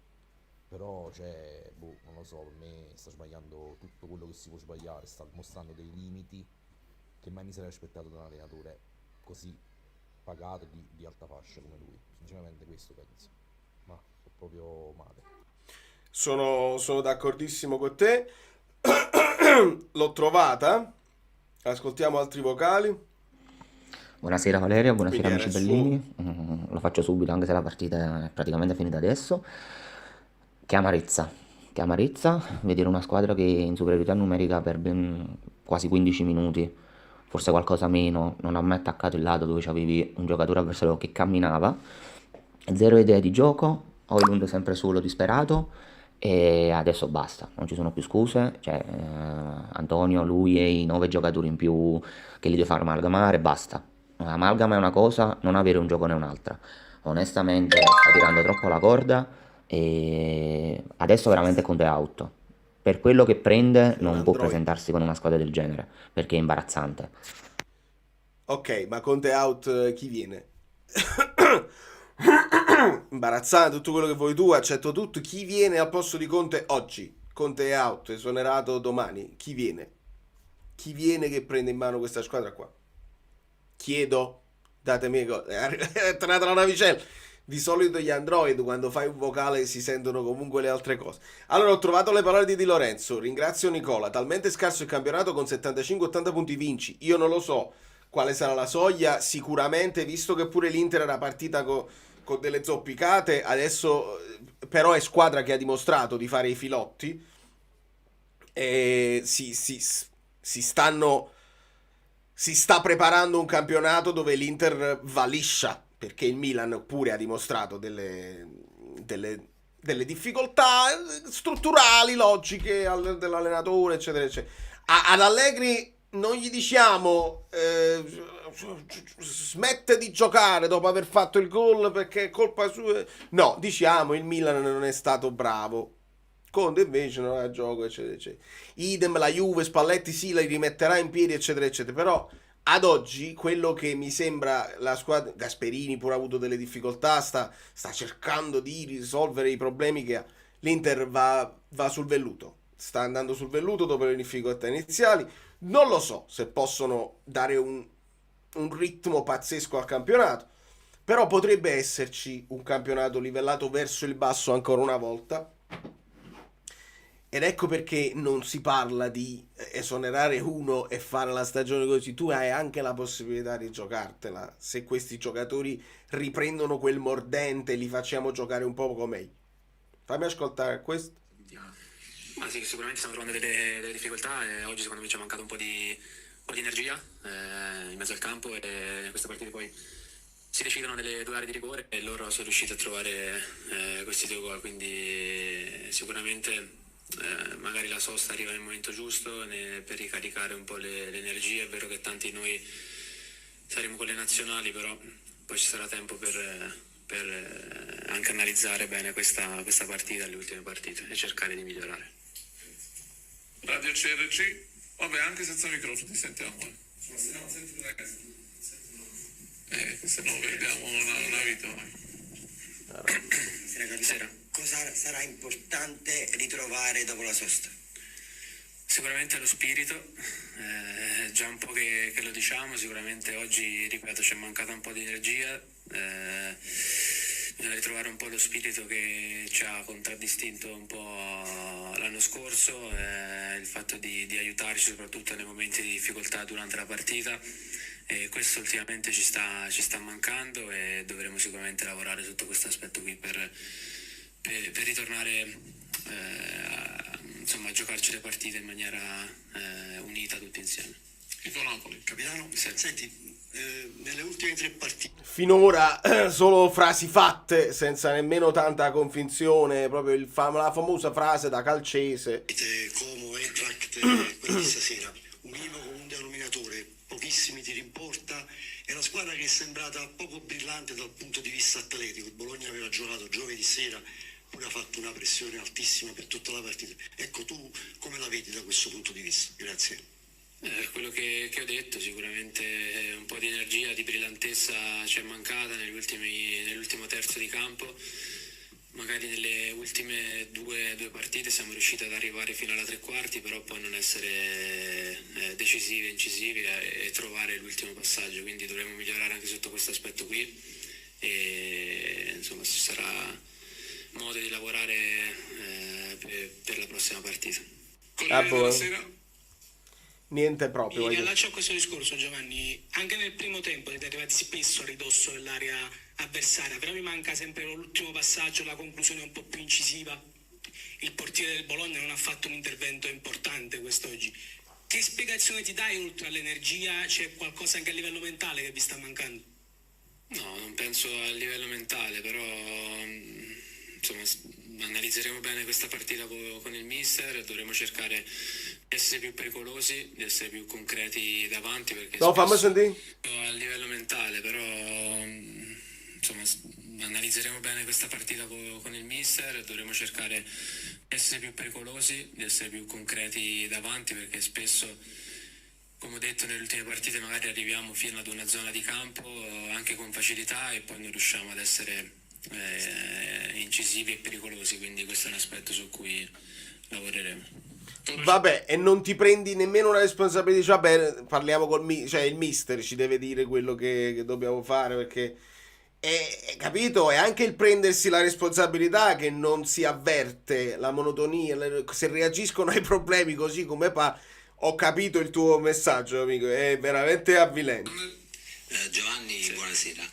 Quello che ha sorpreso questa sera è stata proprio la mancanza di reazione dopo il primo gol, cosa che l'anno scorso era un vostro punto di forza. Come si esce da questa situazione? Mi riallaccio a quello che ho detto prima, al fatto dello spirito, nelle difficoltà di riuscire a reagire.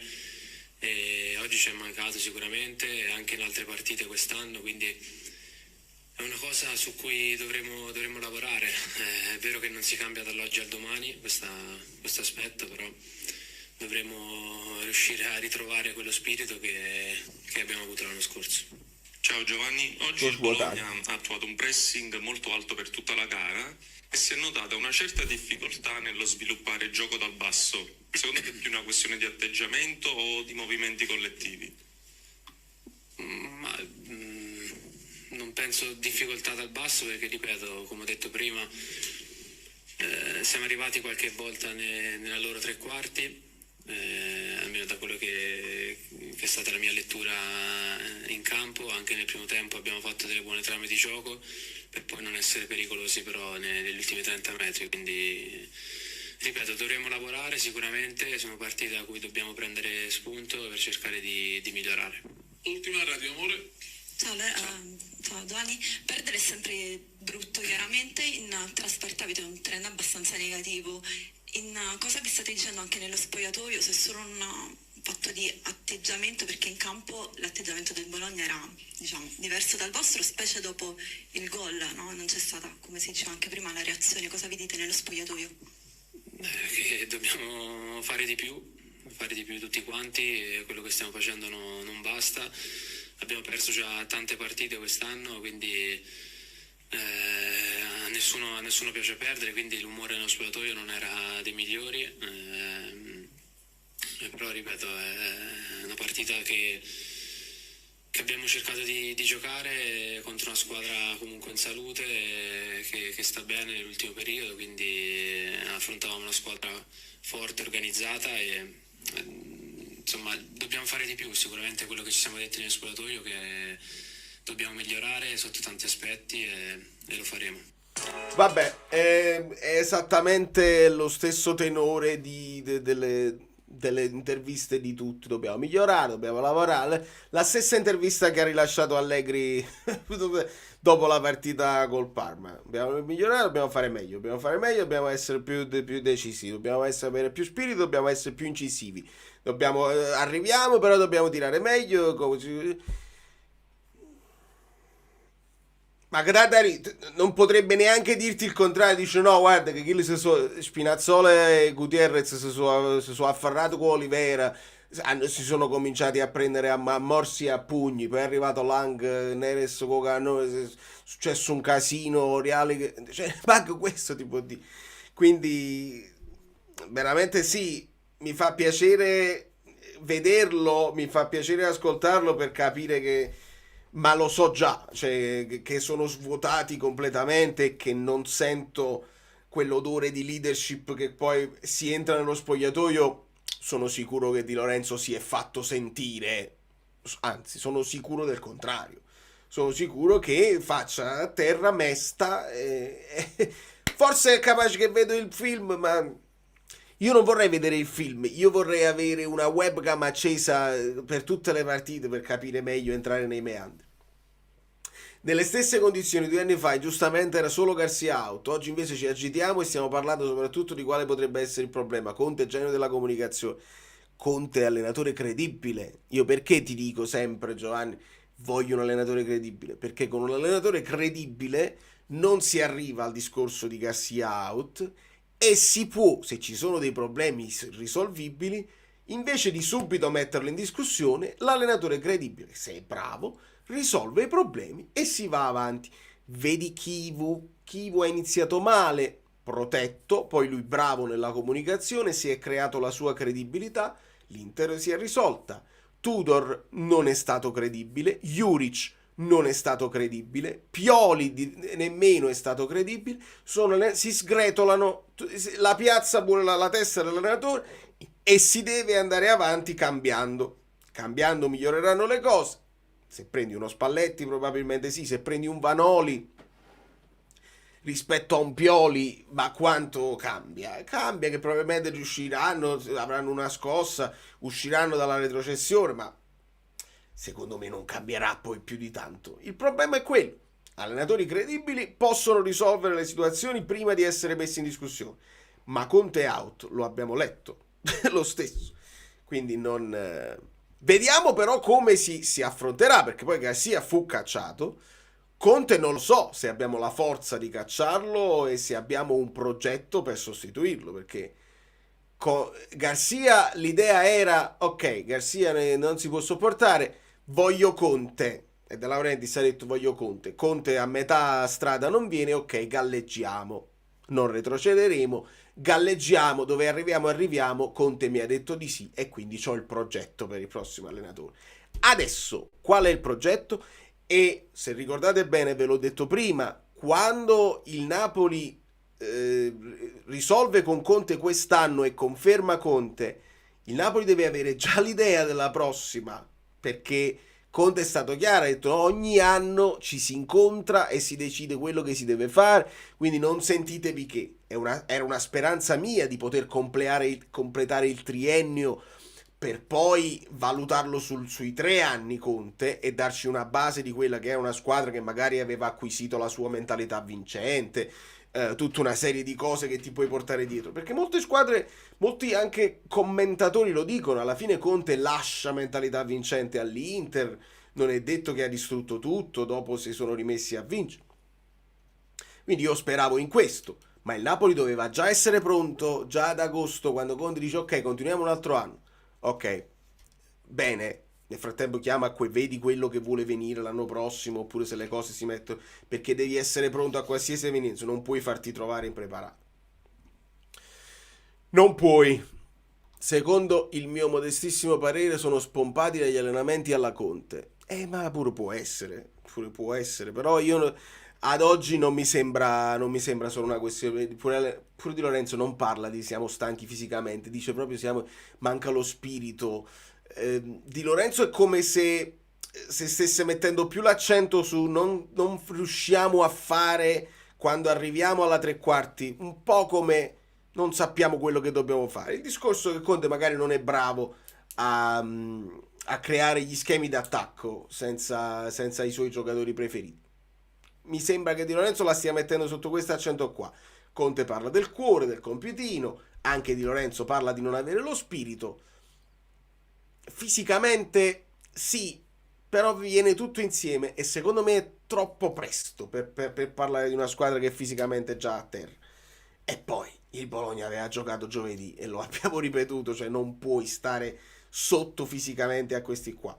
Certo, ci aggiungiamo che Italiano fa della gestione del turnover una roba scientifica, incalcolabile, imprevedibile, e questo magari tiene le gambe di tutta la rosa più friccicarelle e più pronte. Anche lì succede l'imponderabile e se fa male o Purtir facendo un rinvio, le cose possono capitare. Però quello, se siamo pronti a fare un salto di qualità, di filosofia e di mentalità e di cultura, nell'accettare che esistono anche a sta formazione qua, giochiamo con una formazione un po' più scarsa di quella che è la migliore che vorrei tutte le partite. Se siamo pronti dobbiamo cominciare a ragionare su questo, perché forse il calcio sta andando in una direzione che non ti permette più di avere quegli titolari fississimi, titolarissimi, perché poi non è sostenibile nemmeno per loro. Raspadori e Simeone volevano andare. Simeone no, non ho capito perché. Vabbè, state parlando tra di voi così. Recuperiamo un attimo altri vocali perché volevo ascoltarli tutti. Solo una piccola buonasera a tutti. E non so adesso se ci sarà live, non so se riuscite a seguirla. Ho semplicemente un'unica parola da dire: 0 tiri in porta, con un ragazzo del 2007 in porta. Se questi sono i campioni d'Italia, io mi farei 2 domande. E gli hai presi giù. Ed è naturale che poi alla fine è la cosa più sconcertante che ci ha preso tutto. Poi è chiaro che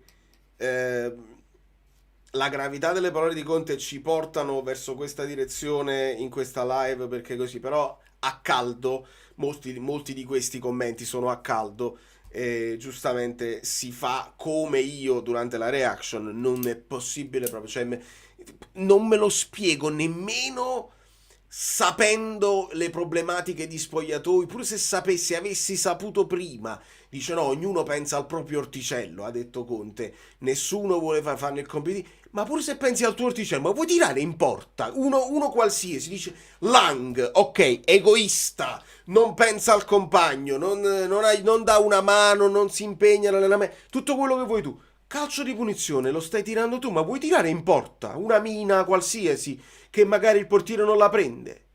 Io questo che non riesco a spiegarmelo, non me lo posso spiegare, se non con l'assurdità che lo fate apposta. E ritorniamo al discorso del Pampa Sosa. Dice no, lo faccio apposta, qua non vogliamo vincere, è meglio perdere. Allora me la devo spiegare proprio così, perché l'inspiegabilità di non tirare in porta, non ci arrivi a tirare in porta con un'azione manovrata, ma da calcio di punizione, ma qual è il problema? Quando ho visto quel calcio di punizione che era una sorta di corner corto, ma più defilato, no? Ma Lang, ma perché non poteva fare un cross verso il centro in un certo modo, verso la porta a rientrare? Era proprio la posizione dove tu non la alla De Bruyne, l'abbiamo visto, De Bruyne, non la prende nessuno, gol di De Bruyne da punizione. Non si poteva fare? Si poteva fare. Buonasera a tutti ragazzi, buonasera Valerio. Io non so se alla fine si farà questa live, dovesse farsi, questo sarà il mio commento a caldo. È la prima volta in campionato, la seconda in stagione, dove mi sono profondamente vergognato di guardare la partita dei nostri, perché in realtà da Eindhoven, almeno il primo tempo, siamo andati in vantaggio, abbiamo comunque giocato la nostra partita, siamo crollati poi nella ripresa, soprattutto nel finale con l'uomo in meno, però oggi salvo zero, salvo poco e niente. Conte, io ti ringrazio, grazie per questo scudetto, però non si campa di rendita. Il culmine per me è il cambio Gutierrez-Olivera, nel momento in cui con Lang abbiamo creato 2 situazioni pericolose, prendendo anche un palo, con le sovrapposizioni dello spagnolo, su anche bei movimenti di Noah. Abbiamo, cioè per proprio dire, evitiamo di creare qualsiasi presupposto per essere pericolosi. 4 in pagella per tutti, cioè chi dobbiamo salvare? Cioè, Højlund l'ha lasciato allo sbando da solo, vabbè, poi continuate voi. Mi dispiace, scusa. Questo sì, comunque, cioè sono d'accordo con te, nel senso che là, ti ripeto, me lo posso solo spiegare con un cambio scientifico dove i medici ti hanno detto Gutierrez questa partita qua più di 70 minuti non può fare, toglilo perché se no. Me lo posso spiegare solo così. Se diamo a Conte la colpa degli infortuni, queste sostituzioni qua le dobbiamo accettare scientificamente. Poi possono essere calcoli sbagliati, li perdi lo stesso anche se li fai queste sostituzioni, oppure non li perdi anche se li mantieni in campo, questo non lo possiamo sapere. Però effettivamente tu poi metti Lucca all'81esimo, già il fatto che lo metti all'81esimo e non nella stessa sostituzione, ma dopo 4 minuti, quindi se ci pensi cambia poco, 77esimo, 81esimo cambia poco. Ma se hai messo Lucca e hai tolto Gutierrez, c'è il nostro fatemi spostare, che ho proprio bisogno, chissà se ci può dare una mano. Guido.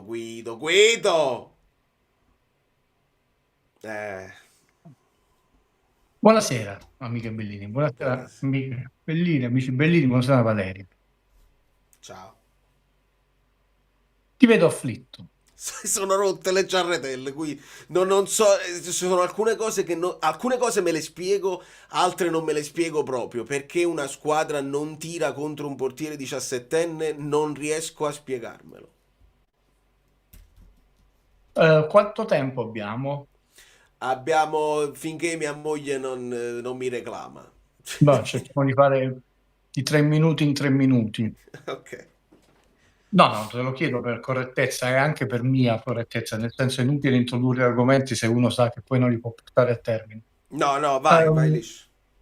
Prima mini argomentazione. Io credo, a mio modestissimo avviso, Innanzitutto bisogna partire da dietro, non perché uno vuole essere retrogrado, perché è una questione propedeutica. Cerco di essere il più breve possibile. Il Napoli ha vinto lo scudetto l'anno scorso. Abbiamo fatto i complimenti a Conte, allo staff, ai ragazzi. Bene, è stato uno scudetto totalmente inaspettato, almeno per quanto mi riguarda, sofferto, combattuto, coraggioso. Bene, faccio i complimenti ai ragazzi, allo staff. A mio modesto avviso, però, c'è stata una narrazione che è partita già nel mentre, oltre che fuorviante, come posso dirvelo in una maniera pop, quasi fanciullesca, tipo Tana libera tutti,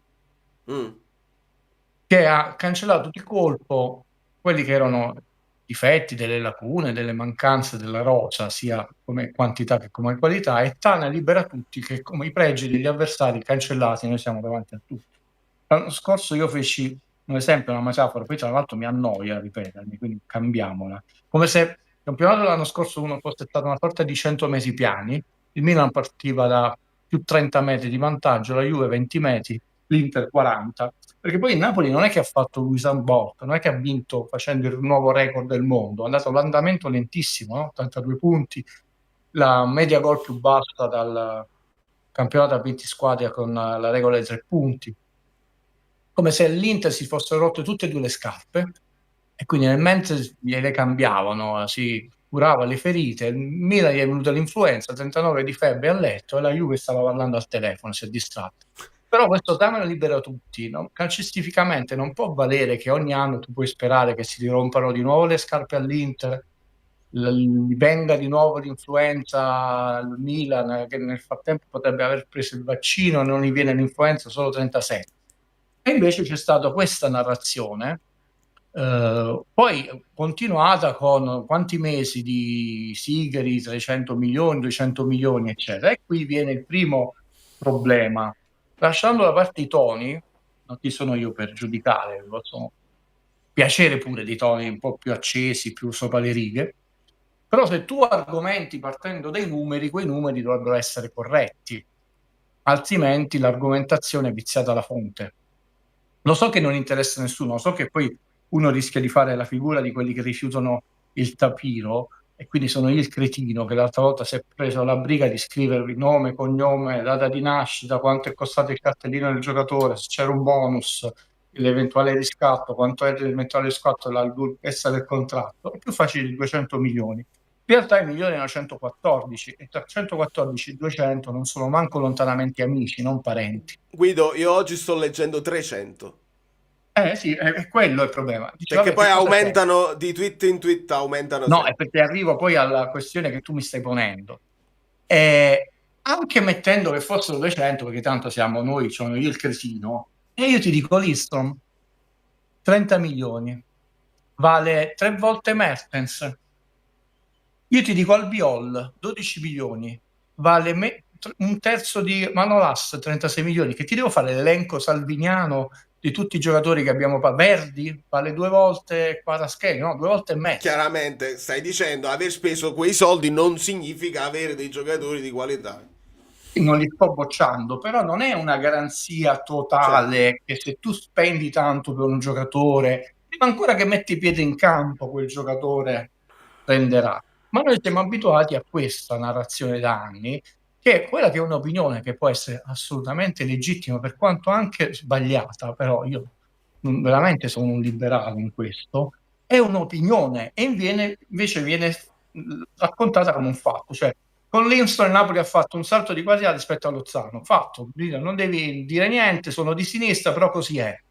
E non è così, tra l'altro non mettendo manco un minuto in campo e non avendo mai giocato nel campionato italiano, perché già se tu dici tu hai preso un giocatore della Juve che ha litigato con la Juve, viene a Napoli, avresti anche lì non hai la certezza, ma avresti uno storico.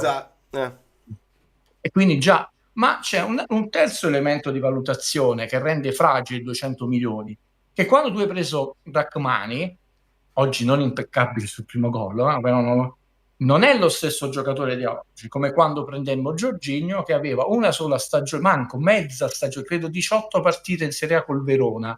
Gli vuoi far fare un minimo di percorso? Io non dico dobbiamo aspettare tutta la vita, però un minimo. Quindi questa narrazione ha fatto Tana libera tutti, noi siamo i favoriti, siamo i più forti, abbiamo i sigoli, 200 milioni, ha caricato di aspettative. Primo elemento di valutazione. Secondo elemento di valutazione, sempre un'opinione personale, io non vi sto dicendo un fatto, il fatto che sono 114, vi potete andare a vedere il post che ho messi sotto il video di Valerio, vi fate la somma e così. Dicevo, è che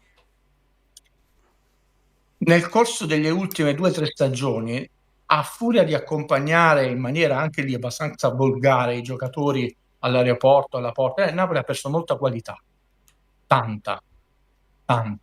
È vero che ha vinto uno scudetto, come sopra, ma noi abbiamo perso veramente tanta qualità. Quando io vi dicevo, è chiaro che non puoi sperare, perché non siamo bimbi, che Mertens sia eterno, perché comunque ciascuno di noi invecchia, e anche i nostri eroi, i nostri calciatori. Mertens, come qualunque esempio possiamo fare, no? Jorginho, Marcel.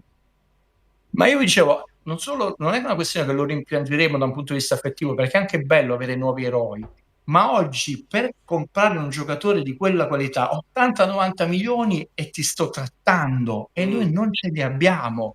Quindi dicevo, siamo un po' più prudenti con questi accompagnamenti alla stazione di tutti questi eroi, perché dobbiamo contestualizzare la nostra squadra, la nostra forza, i parametri che spesso ha nominato Conte, in maniera sana, e invece pensiamo di essere il Real Madrid. Terzo elemento di valutazione, quindi Napoli, secondo me, è un'opinione, non è un fatto assoluto, non sono il Valta dell'Istituto Luce, in poche stagioni, quindi non nel corso di 10 stagioni, ha perso tantissima qualità e noi la vediamo, cioè non è una squadra che ha una grande qualità dalla 3/4 in su, che poi ha vinto lo scudetto, ok, bravi, ma questo non è un Tana libera tutti, e invece è stato un Tana libera tutti, e noi abbiamo snobbato l'Istituto Luce, il Milan non vale niente, invece hanno qualità.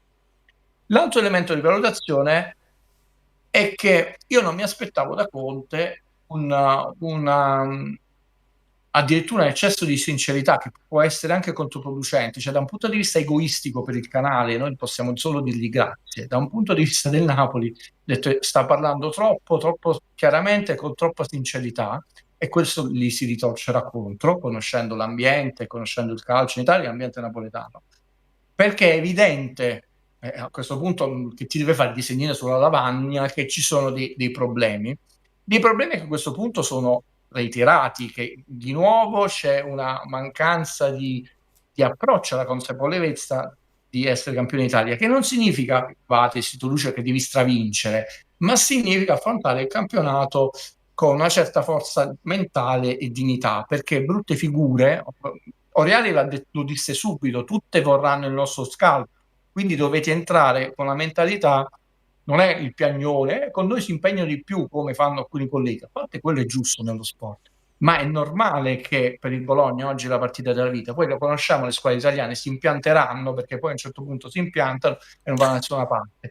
però per loro oggi era come il Napoli-Juventus quando tu vincevi perché hai battuto i campioni d'Italia, hai fatto il torello e non va bene, perché c'è perdere e perdere, e questi elementi vanno messi insieme. Primo, una narrazione fuorviante, molto pericolosa, perché poi, come disse Conte, il tifoso napoletano diventa cattivo. Questo non viene più citato, mi fece molto male, è vero, e vive di sogni e di illusioni. Secondo, hai perso qualità, la squadra. Terzo, l'aspetto attuale. In questo momento, andiamo alla partita di oggi, il Napoli non è niente, perché non è il nuovo Napoli, che nelle nobili e sicuramente certe intenzioni di Conte deve fare un upgrade, cioè una squadra che è più propositiva, ha più possesso palla, crea molte più azioni, non dico più dominante, ma diciamo è più incisiva in attacco. Non lo è, perché produce molto poco, ma non è neanche il vecchio Napoli di Conte, quello dell'anno scorso, che ti dà un'impressione granitica di difesa, molto compatta, 3 moschettieri, anzi 11 moschettieri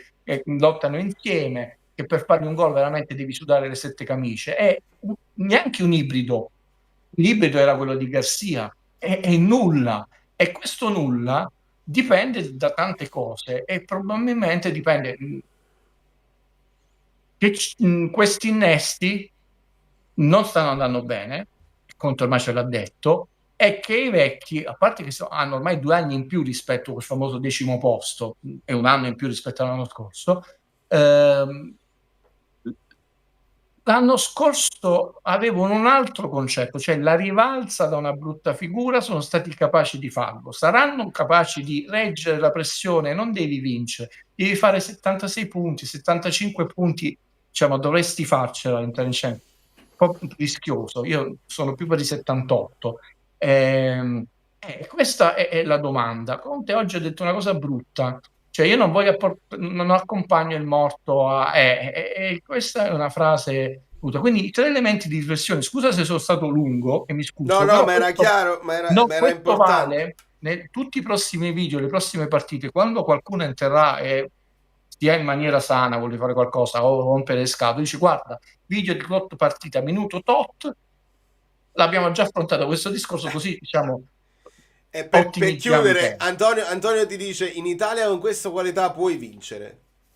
Cioè, basta quello che abbiamo. Allora, Vale, io ti faccio una domanda, perché mo te la faccio io. Mi dici in che posizione del ranking UEFA è il Como? No, non te lo so dire. No, non c'è. Per questo. E questa è la mentalità dell'Istituto Luce che ha cambiato la mentalità dei tifosi. Mi dici per quale parametro calcistico il Como è più forte del Torino? No, il Como è più forte del ranking Francoforte, che in ranking ha 83.000 punti, più del Napoli. E ha un ranking negli ultimi 10 stagioni, sotto negli ultimi 10 stagioni, ma negli ultimi 5 è superiore al Napoli. Quindi una squadra che ha 83.000 punti più del Napoli, che ne ha 60.000 mi sembra, detto è più forte del Como, perché l'Istituto Luce lo dicono, perché così quando tu perdevi con delle squadre in Europa, ma queste valgono meno del Chievo, esempio errato, perché poi perdevamo punti del Chievo. E di nuovo è un'opinione che per quanto mi riguarda può essere assolutamente legittima, ma è un'opinione che invece diventa un fatto vero, storico, senza nessuna base, anzi con numeri fuorvianti. Allora questo dice, nel campionato italiano no, perché hai perso con il Torino, hai perso col Bologna, quindi non è vero. Cioè la partita di oggi ti dice che non è vero che con questa poca qualità riesce a battere il Bologna, non lo riesce a battere, l'ha detto il campo, e non è che hai perso di poco, no, dicevo là, hai perso male, perché comunque sono stati pochi episodi loro, non è questa partita come Coppa, però tu non hai dato mai l'impressione di essere minimamente pericoloso, non pericoloso. Quindi questa è un'opinione, io la posso rispettare, che dice con questa qualità, per ora però me la devi anche far vedere sul campo, il campo ti sta dicendo che non è vero, perché noi tendiamo a sottovalutare gli altri, anche in campo europeo, e noi l'Istituto Luce, il Vomero, noi non siamo niente in Europa. Cioè, quello specchietto che ti ho mandato, cioè solo eliminazioni e ci aggrappiamo a Manchester City quando era appena tornato in Europa come Napoli, Manchester City, poi ha fatto un percorso, però è questa spocchia che noi ci pensiamo di essere più forti, tolte le squadre dove ovviamente nessuno si mette a dire che uno è più forte del Real Madrid, Liverpool, eccetera, eccetera. Però no, non è vero, le partite vanno A giocate. proposito di Liverpool, vedi? Perché anche poi Francesco in un vocale probabilmente l'aveva fatto. Sta succedendo come mai sta succedendo la stessa cosa, se non peggio, sponda a Liverpool. E lì non ci sono Antonio 433, Luca, Lang, eccetera, eccetera. Perché Valerio, innanzitutto non è proprio per tutti vale, cioè non possiamo fare un elenco infinito. Non è che necessariamente se spendi tanto per un calciatore, quello per forza va bene, oppure può avere un anno veramente sfortunato. Fai però almeno vedere lo schemino che ti ho mandato, che ho chiamato roster. Perché quello Allora, ci può essere. io non avevo i titoli, perché ti faccio un elenco: doppio impegno, gol campio, gol tutte, sostituzione 1, sostituzione 2, acquisti, minuti. Aspetta, perché io ho mosso col telefono. No, questi sono aspetta. mie interpretazioni delle due tabelle. Questi titoli che ti ho Un dato. altro computer vedo, perché l'ho messo anche qua, forse. Però se voi vedete, no, se Doppio Valerio lo ritrova. impegno? No, credo No? che ho chiamato roster, a meno che non te l'ho mandato. A roster sarà acquisti, quindi. Sì, acquisti, esatto. Allora, ok, vado. Ok, abbiamo trovato. Share media. Tra l'altro Guido, veramente grazie per essere venuto a darci una mano, perché io non ho... Poi mi devi rispondere sul fatto perché non abbiamo tirato in porta, perché tutto quello che dici è assolutamente Te vero. lo sto dicendo, non abbiamo tirato in porta perché in questo momento il Napoli ha poca qualità, già di base, e perché non ha una sua identità, cioè la domanda non la svicolo. sono Serbia ha detto, d'accordo, ma ma pure perché calcio di punizione, ma a casaccio, un pallone a casaccio in avanti. io stando al telefono, chiaramente l'ho fatto io questo file, lo vedo piccolo, quindi leggere tu. La cosa interessante, vedete che i due giocatori di maggiore esperienza europea sono De Bruyne e Elmas, no? Puoi anche togliere. Vedete Allora, quanti così. giocatori che non hanno esperienza europea. Allora sì, ok, 40 milioni come si chiama là, ma Lucca tre partite ha fatto in Europa, in tutta la sua carriera, quelle con noi, no? Vedete quanti, ho messo anche i giocatori che hanno maggiore anzianità, solo quelli dalla parte dal centrocampo in su, quindi non ci sono i difensori, non perché guida il contrario Rachmani. Buongiorno, voglio far vedere quanti pochi gol nei piedi hanno i nostri centrocampisti e attaccanti in Italia e in Europa.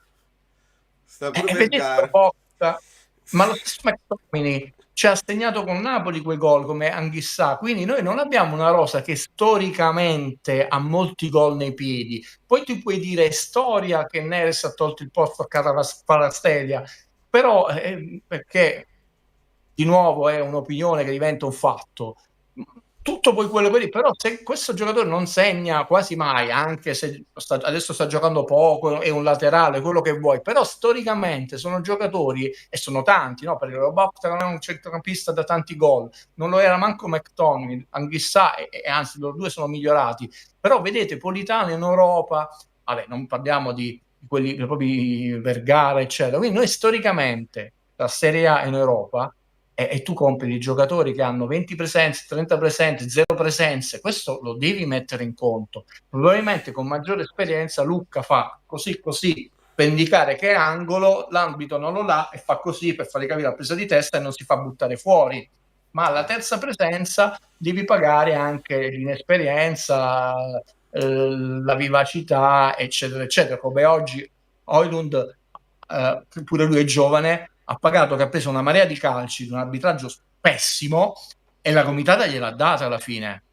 Un gol dove lui aveva preso fallo non fischiato, la comitata gliel'ha data. Noi siamo sportivi, era un fallo di reazione, se lo buttava fuori non dicevo niente, anche se non era violento. Però quanti falli si è preso sui cavilli? E lì c'è bisogno di un allenatore che ti fa capire com'è il calcio italiano, che devi tenere botta, c'è bisogno di un capitano che a un certo punto si va a prendere anche l'ammonizione a muso duro e dice tu qua ci stai mazzolando di falli, però l'inesperienza anche in Serie A, no? Nel senso dice vabbè ha fatto 20 partite nel campionato francese, allora, però quante ne ha fatte nel campionato italiano?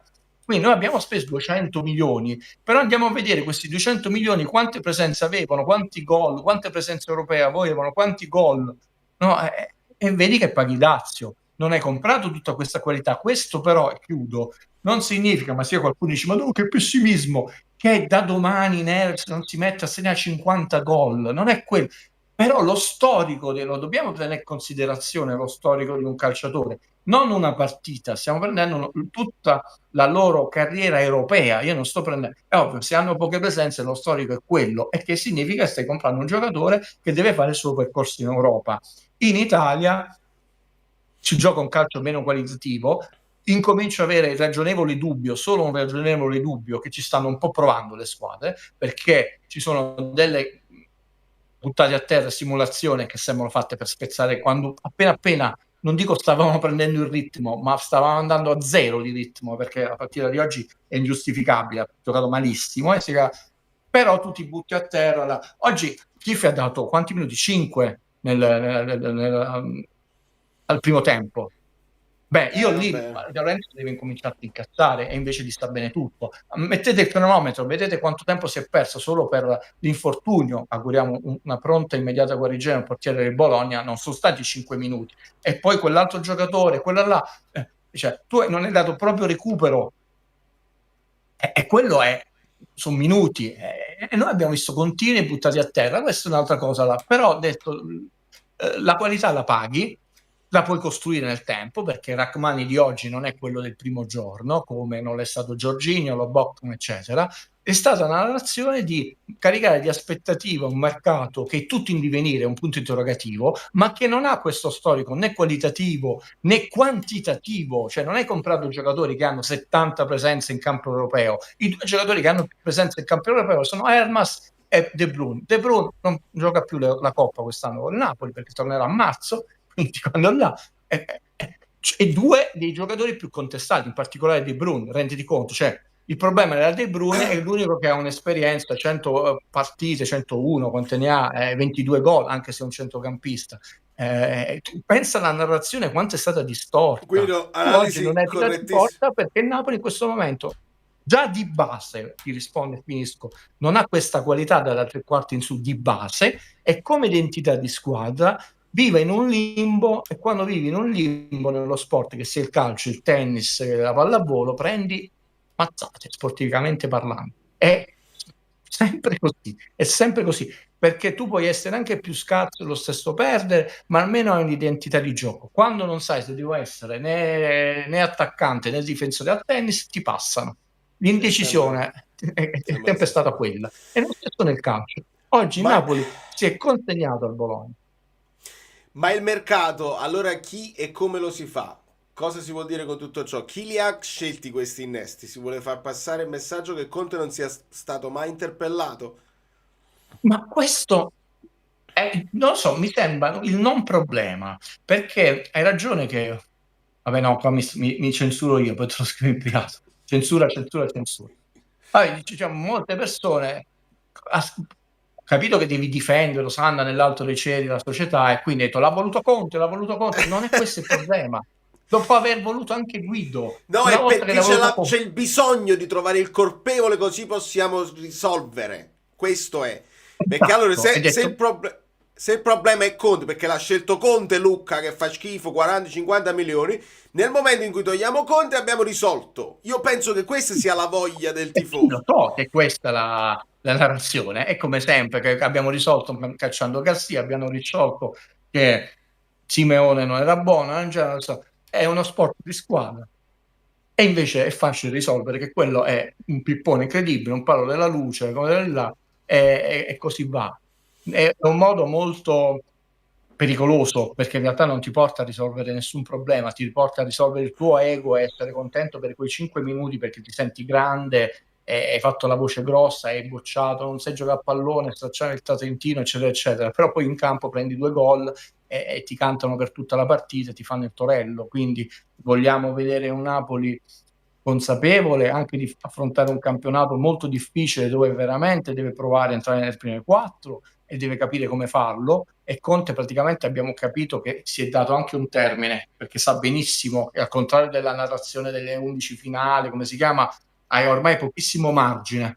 Superato quello non c'è più tempo per recuperare, ma ha fatto capire che i giocatori non ci stanno credendo di testa, e questo è più preoccupante, prima ancora che la qualità. Poi sul fatto tuo, noi abbiamo da anni un problema, che io non dico che devi fare gol bellissimi, azioni bellissime sul calcio d'anno, ma ogni calcio d'anno quello che poi finiamo a dare palla al portiere diventa un problema, perché da un'azione d'attacco ci portiamo la squadra avversaria, ogni fallo laterale, ogni punizione, non abbiamo manco più De Bruyne. Non è non solo motivo di pericolosità, ma diventa motivo per rivedere la palla nella nostra area di rigore. Questa è una cosa che non va bene, ma la qualità la paghi.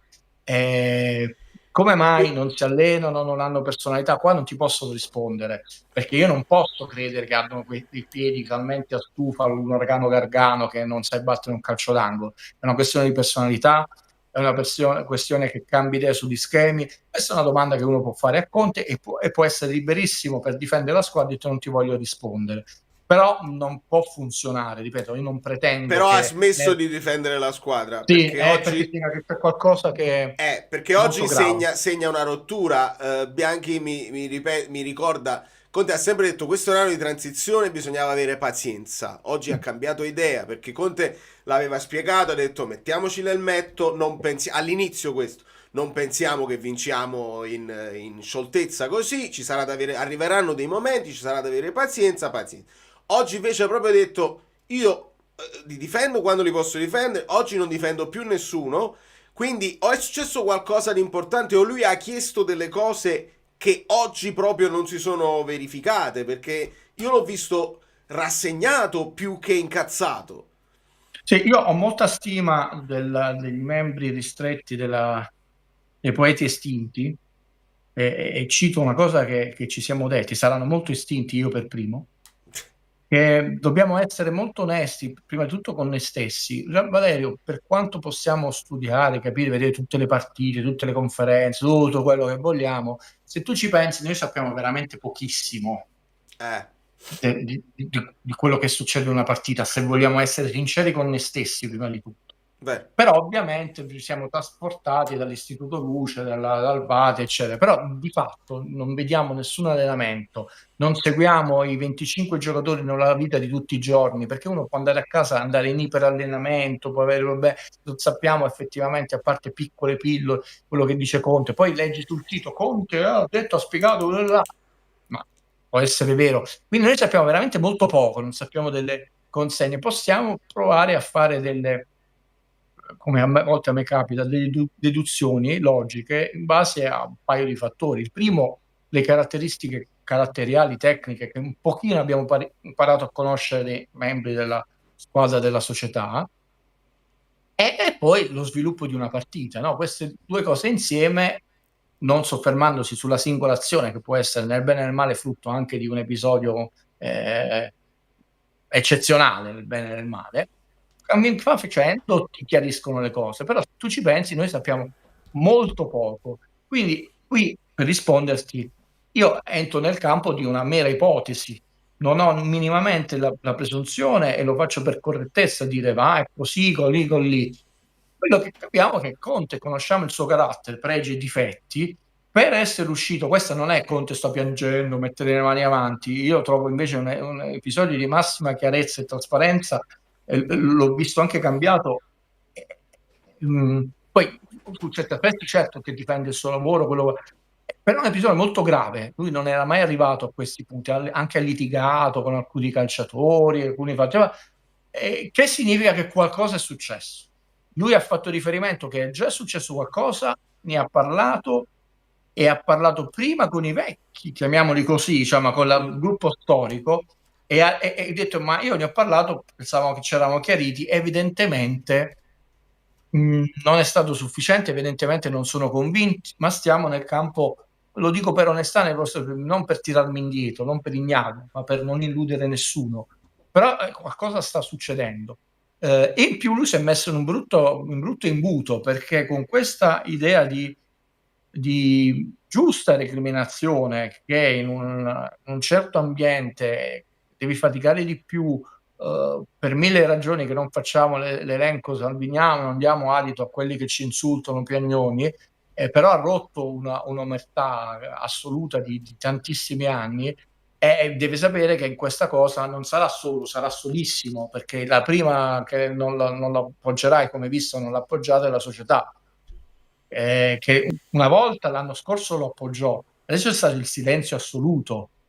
C'è stato il silenzio assoluto anche perché la gente si frega niente dell'Europa, è quasi come un disturbo, ma l'Eintracht ha annullato il pranzo, che tu lo sai è un momento formale, conviviale, ormai tradizionale di tutte le partite della UEFA, che si fa tra le due proprietà, in supporto dei loro supporters, tifosi, che come sappiamo gli è stato impedito non dalla società sportiva del calcio Napoli, non dalla UEFA, ma dagli organismi interni del controllo del territorio minimale, di venire a Napoli.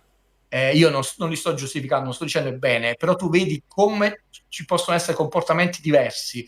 C'è il totale silenzio sull'ennesimo divieto in trasferta, sulle parole di Conte, poi dicono vedi si sta facendo il presidente, si mette indietro, si sta facendo il presidente, tanto presidente che dopo 21 anni dobbiamo sentire di nuovo prima un semicesso, poi però l'ha detto il cesso. E non è, per quanto mi riguarda, fare il presidente, dire che comunque un impianto dove non solo sono stati spesi dei soldi, parecchi, 30 milioni, 25 più altri 5, eccetera, adesso si sta cercando di fare un investimento di 200 milioni, verrà un Frankenstein, comunque stanno provando a fare un investimento, non è detto lì, però l'obiettivo è raggiungere quella cifra, e tu dici un semicesso, eccetera, però lo difendi. Lì ho tutti compatti, perché Marotta può essere simpatico o non simpatico, però tu hai visto, ha parlato lui, compattezza, l'unico stonato, vedremo poi che carriera anche da un punto di vista diplomatico farà il Kivu, e lo seguiamo perché è stato molto coraggioso a prendere una posizione davvero sportivo, E tu hai anche questo, uno che va da un lato, uno che va da un lato, uno dall'altro. E per chiudere, perché voi questo volete sapere, chi l'ha fatto il mercato? Noi abbiamo tristi esperienze storiche dove poi abbiamo scoperto che tra presidenza, direttore sportivo e allenatore non c'era coincidenza, perché non è questione l'ha scelto uno, l'ha scelto è avere anche una certa omogeneità, non è che uno non si parla e tu dici mi serve un difensore più veloce, mi serve uno più fisico, ci sono delle caratteristiche, poi tra l'altro ormai hai tali conoscenza del calcio, dell'informatica, dei dati, come si chiama, quindi figurati, non trattiamo queste persone che si amannano con qualunque, come l'ultimo degli imbecilli, sembra veramente che qualunque persona gioca alla PlayStation, poi dice vabbè, ora vado in società, vediamo così, no, prendiamo questo, mi sembra molto poco rispettoso nei confronti. Però questo noi l'abbiamo manifestato negli anni, perché un giocatore può rendere non bene, ma tu non puoi avere un allenatore che dice non lo conosco, lo mette fuori da Vargas, Hoffman, eccetera, eccetera. Oppure anche se non lo conosce, devi difendere l'operato della società. Qua l'elenco anche questo è bello corposo, perché lo disse Sarri di Valdifiori, di Tonelli, eccetera, eccetera, eccetera. Questo è un precedente, perché poi casomai le dinamiche società, noi con il gruppo dei poeti estinti stiamo cercando di capire, ma è una cosa difficilissima, qual è poi il parametro economico, chiamiamolo algoritmo, che Chiavelli opera. E poi mi taccio perché ci sono i vocali. Però è un elemento, scusa, sono un fiume in piena, ma l'analisi va fatta ad ampio spettro. Non parlo più, vocali, vai. No, vabbè, sì, per chiudere il discorso del mercato, se il problema fossero state le cessioni, se Raspadori e Simeone fossero più importanti di quanto pensassimo, se la loro sacrificabilità fosse stata letta da altri come un non riconoscimento. Qua sono due cose. Prima non erano buoni, ma sono stati chiusi perché, a parte che avevano esigenze del tutto legittime di giocare di più, perché il Napoli comunque quei soldi li voleva incassare, non è che aveva dovuto questi 200 milioni. Quindi ci sono questi due parametri che vanno presi. I giocatori avevano un'esigenza e sono andati via da signori, non hanno fatto mai polemica prima, durante e dopo, anzi, però. Prego, allora, volevo recuperare il dottor Varon che giustamente questo è un vocale però delle 5 del pomeriggio. Ci tengo a dirlo, se no va a finire che Ciao fuori Valerio, amici contesto. bellini. È una domenica difficile, vado al dunque. Mi sono appuntato delle note. Se il gol non lo fai, molto probabilmente lo subirai anche con il 4-2-4, o almeno il tipo di formazione. Quando è entrato Lucca con Højlund non si sono create occasioni. Il problema sembra che non siano i calciatori, ma la tattica, il dialogo, il gioco nel creare gli spazi.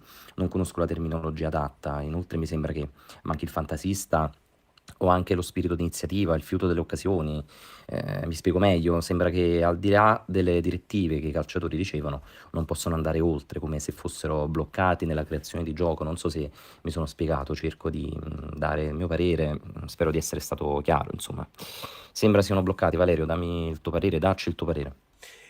Io te lo do subito, e in pratica è quello che Guido ha chiamato la mancanza di qualità, perché tu l'hai chiamato fantasista, ma è semplicemente quello che poi, arrivato al momento, quello che Di Lorenzo dice, noi ci arriviamo pure sulla tre quarti, ma poi là non riusciamo ad essere poi ficcanti così.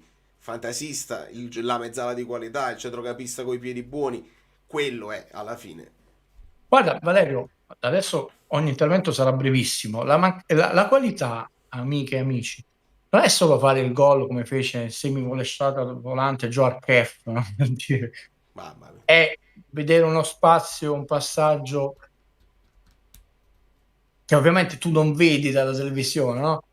Dosarlo sempre nel modo giusto, no? Quel poco più dietro che ti fa perdere tempo. Ci sono tanti fattori, perché la gente pensa a qualità che tu devi fare sempre gol all'incrocio dei fatti. È normale che se tu hai i piedi fatati o stoppati, e sono tanti componenti che a noi manca. Qualità può anche essere quella personalità e coraggio. Quando la mia amata, ma non c'è più, Caserta vinse lo scudetto, Nando Gentile non aveva una percentuale eccezionale, lo sto trattando bene, è un mio idolo da 3, però gli ultimi canestri furono tremendi, mortiferi. Ecco, quelle personalità, non avere la paura che siccome ne hai sbagliati 8 adesso non ti prendi quel tiro. E la personalità dice: io ho sbagliato 2 passaggi, sono andati lunghi, uno me l'hanno intercettato, ma ho la personalità e la qualità per mettere nella corsa e non tornare indietro. Conte, e ho chiuso, ho promesso adesso più brevi, ha detto: il fatto che noi siamo precisi scolastici non va bene. Ecco, in questo momento siamo scolastici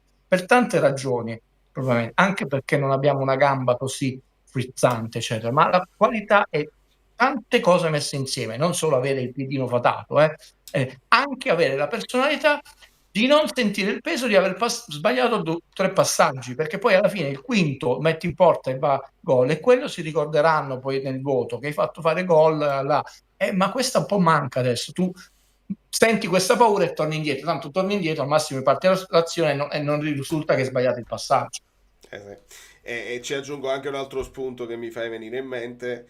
Con la presenza, per esempio, faccio l'esempio di De Bruyne perché è uno di quelli che ha questa visione, tu senza palla fai anche dei movimenti in più perché pensi la palla di De Bruyne mi arriva se faccio questo movimento, e il dettare il passaggio è importante almeno quanto il passaggio stesso, perché se nessuno fa quel movimento così...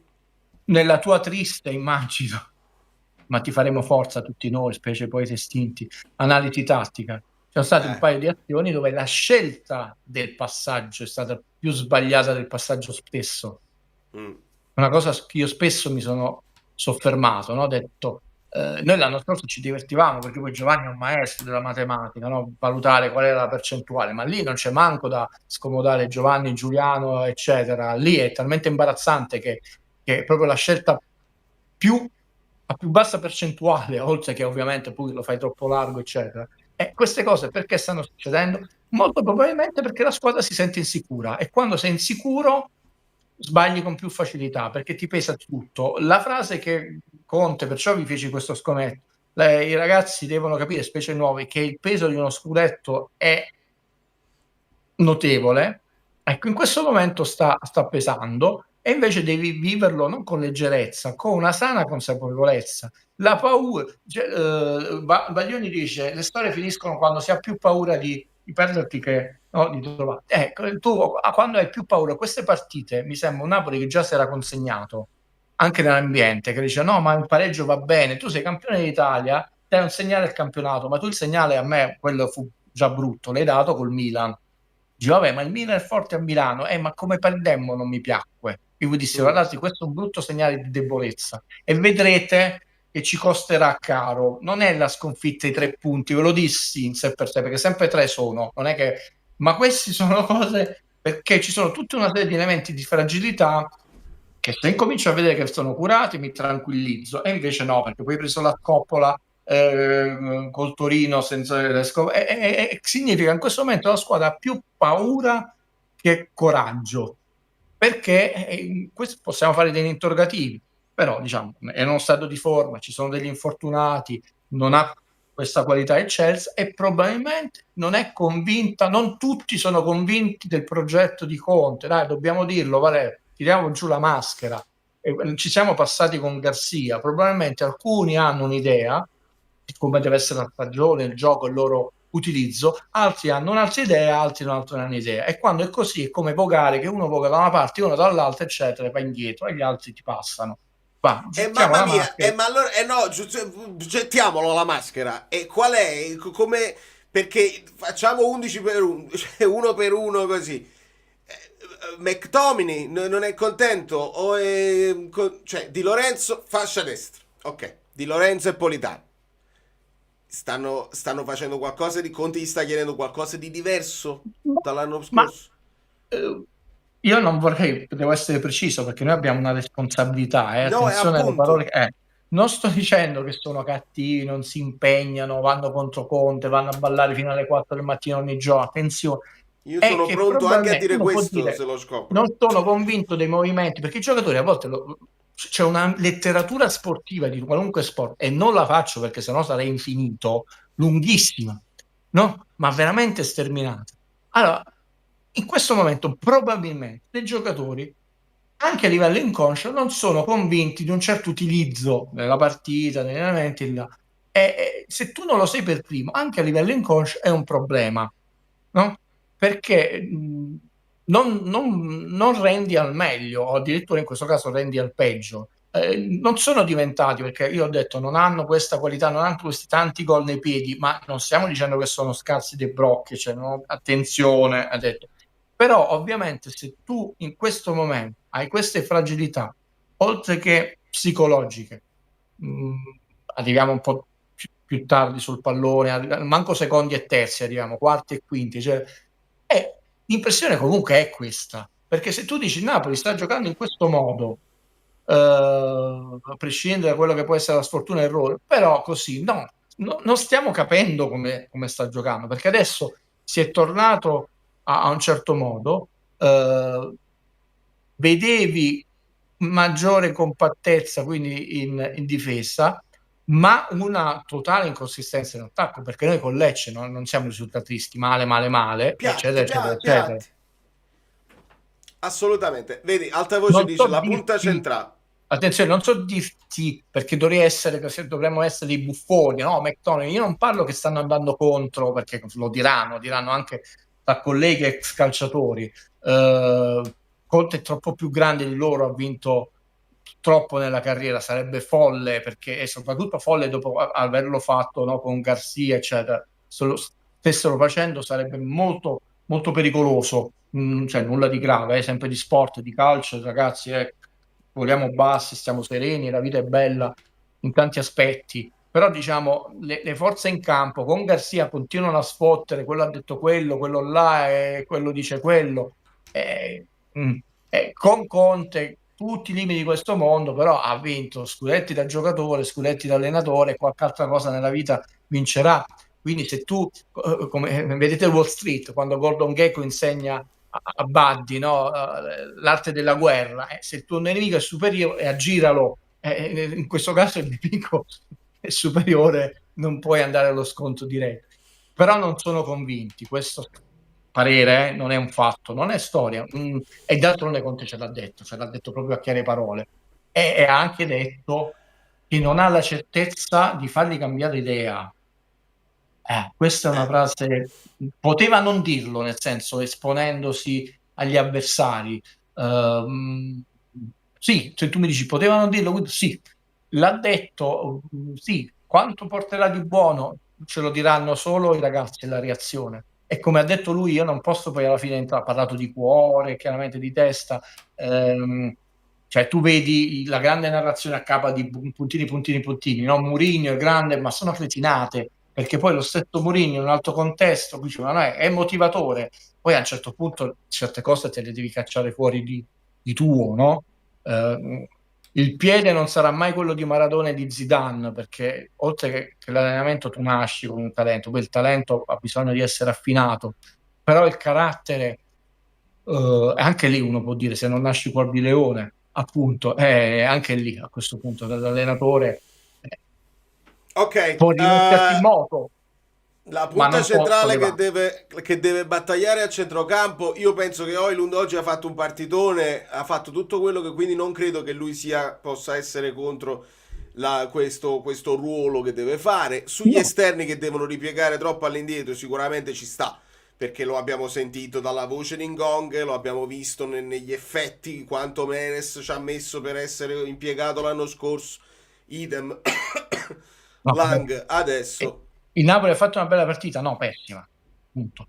In una partita pessima, dove a volte anche il passaggio iniziale di Rachmani era impreciso, andava sul fallo laterale, quante palle giocate? Cioè, Højlund è stato l'unico nominato e nominato bene da Conte, non può essere un caso, ha lottato fino alla fine, andando anche sopra i limiti, perché la reazione in quella comitata c'è stata, Stevole fino alla fine ha incitato i ragazzi, i compagni, da un punto di vista caratteriale non ha mollato. Io lì ce lo dice il campo, non solo dalle gesta, dal comportamento, dalla corsa. Poi è ovvio che è una partita incolore, perché dice, vabbè, ha fatto un tiro che è stato deviato, no? Quel tiro, 2 tiri abbiamo fatto, quello di Elmas parato abbastanza scolastico, il tiro deviato in angolo. Mi ricordo, vabbè, quanti risulteranno? 4-5, però diciamo un po'... due. Sì, allora tiri totali 4. Te l'avevo detto, quanti sono? 4, 5, perché poi l'hanno ridotto a 4. Non l'ho rivista perché sono andato a lavorare, non ho sentito nessuno, nessun collega, nessuna cosa, manco te, manco la live, però la partita mi sono segnato tutte le cose. Però non credo che sia lui. Semmai, per farvi capire quanto le cretinate sono capitate, se volete fare un giochetto, facciamo gli scongiuri, ok, facciamo gli scongiuri. Napoli l'anno prossimo arriva quinto, non va in Champions, non c'è obbligo di riscatto però, se lo compra il Como, doppietta di Højlund al Napoli. Poi come la mettiamo, Valerio? Ha comprato 50 milioni, al mercato di 200 milioni. 300. Lo so che poi ci sono i campionati del mondo di arrampicamento sugli specchi, però sui numeri che cavolo dovremmo essere precisi. Højlund è stato 3+3 come acquisto, più bonus, e un riscatto a 44 milioni, condizionato alla qualificazione in Champions. Ma ad oggi, tant'è vero che non è il contratto quinquennale, è in prestito dal Napoli. Però nella narrazione hai detto chi ha comprato? L'ha comprato, questi sono fatti. Ed è un ragazzo giovane che Conte ha detto: se mi segue, ma lo faccio seguire io, quindi significa che Conte sta investendo su questo ragazzo, sia tecnicamente che emotivamente, questo diventa un crack. Mi tenderei, cioè se lui è la delusione, diventa un secondo Kvaratskhelia. Non sembra, perché sta giocando sempre, perché si sta dannando l'anima, non gli stanno uscendo le castagne col buco, anche perché la squadra sta producendo poco calcio di qualità. Però tenderei, come si fa col gioco Cluedo, eccetera, tenderei da escluderlo dai potenziali franchi tiratori. Ma andiamo un po' di altri vocali. Che ho cliccato? Non lo so. Ciao Vale, no, sinceramente mi interessa più sapere come stai tu che parlare di questa partita. Brutta, cioè veramente poco da dire. Chiffi ha avuto una conduzione di partita terrificante, errori a destra e a sinistra, proprio veramente male, stiamo stanchi di tutte queste simulazioni, uno schifo sinceramente. Però non più schifo dell'arbitro e di questo schifo generale. Quindi veramente una squadra che non sa che cosa fare col pallone tra i piedi. Io non so come si può uscire fuori da questa situazione, ma cioè, se non hai qualità non vai da nessuna parte, onestamente. Complimenti al Bologna, sinceramente, che ha fatto una signora partita. Tra l'altro, apro e chiudo parentesi, giocando 2 giorni dopo di noi in Coppa. E niente. Bella sosta, ci aspetta una bella sosta. Senza dubbio, anche ho letto alcuni che dicevano dobbiamo fare un'altra live. Qualcuno ha scritto urge una live con Guido durante la sosta. Goditi nel frattempo questa qua. Cioè, già pensiamo serve una live con Guido durante la sosta. Punto primo, il Napoli ha giocato malissimo. Punto secondo, Bologna ha fatto una bella partita, tatticamente impeccabile, probabilmente poi lo sa solo italiano, la corrispondenza tra il loro piano gara e quello che hanno messo in campo, credo che sia molto vicina a quella che è la situazione.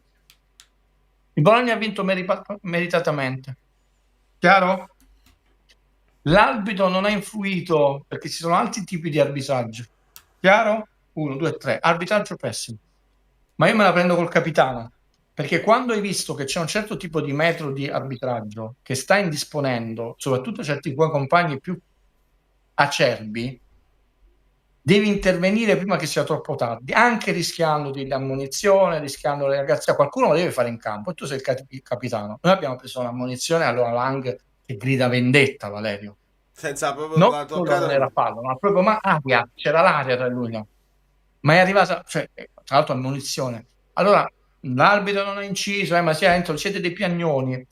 Però è stato molto indisponente. Mi ricordo quel calciatore che si lamentava sempre, in ogni azione,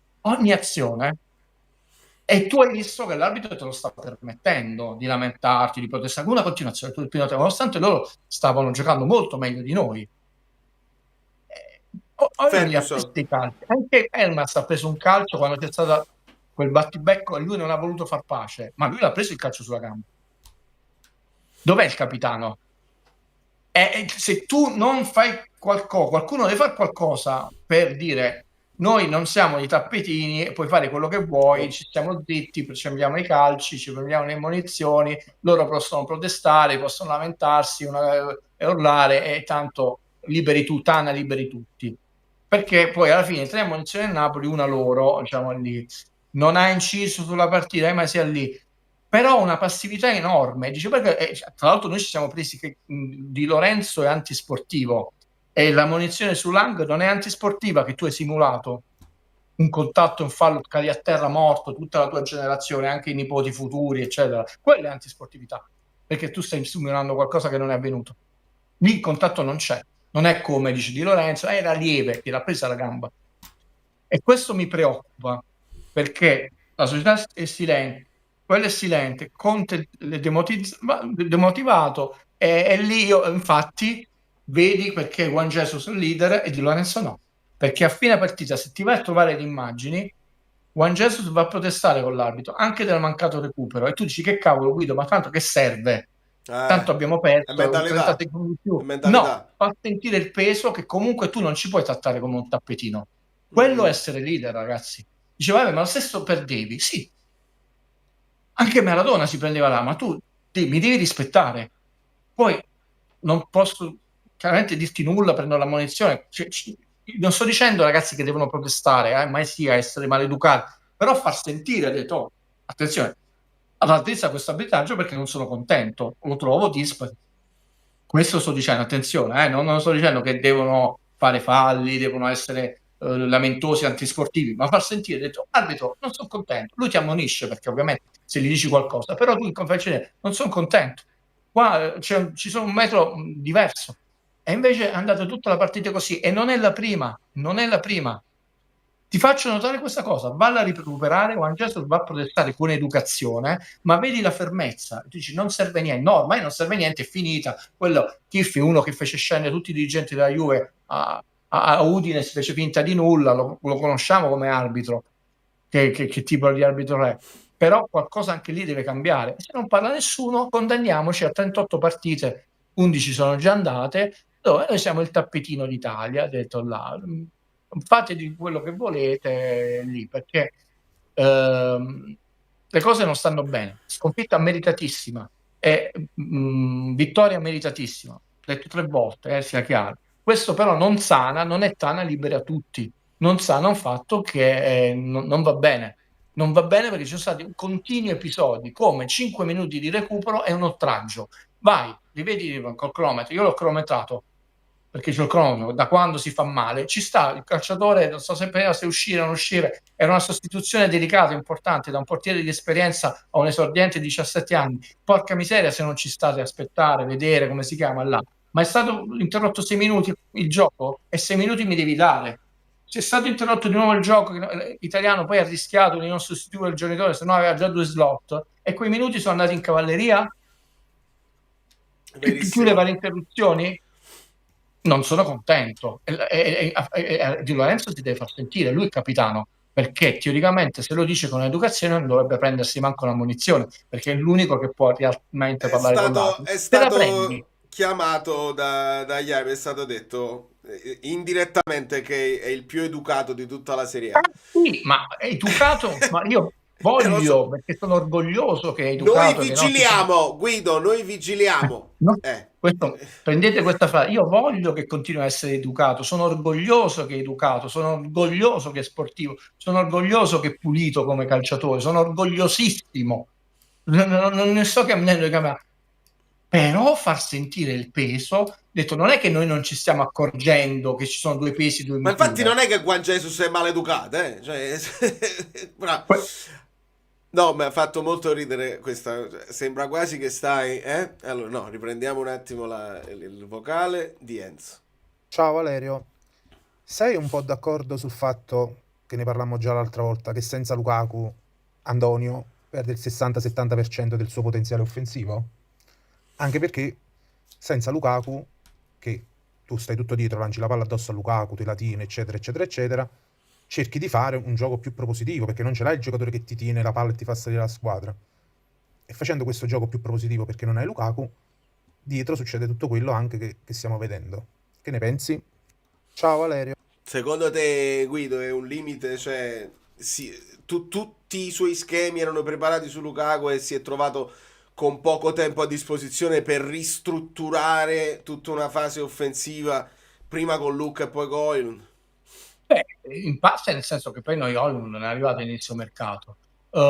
Qui uno può dire può essere un limite di Conte che non ha variato sufficientemente. Secondo me possono essere tante cose, può essere stato un limite lui, può essere stata una lentezza nella squadra a cambiare pelle e ritmo, può essere stato anche il fatto che noi abbiamo, secondo me, Højlund ha piedi e tecnica per riuscire a proteggere la palla. Quando non viene scalciato continuamente, abbiamo visto fargli dei movimenti anche molto interessanti.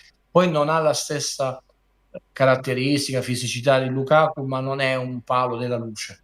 Quindi, per esempio, io da quel punto di vista dico qualcosa si può fare. Ci sono vari elementi.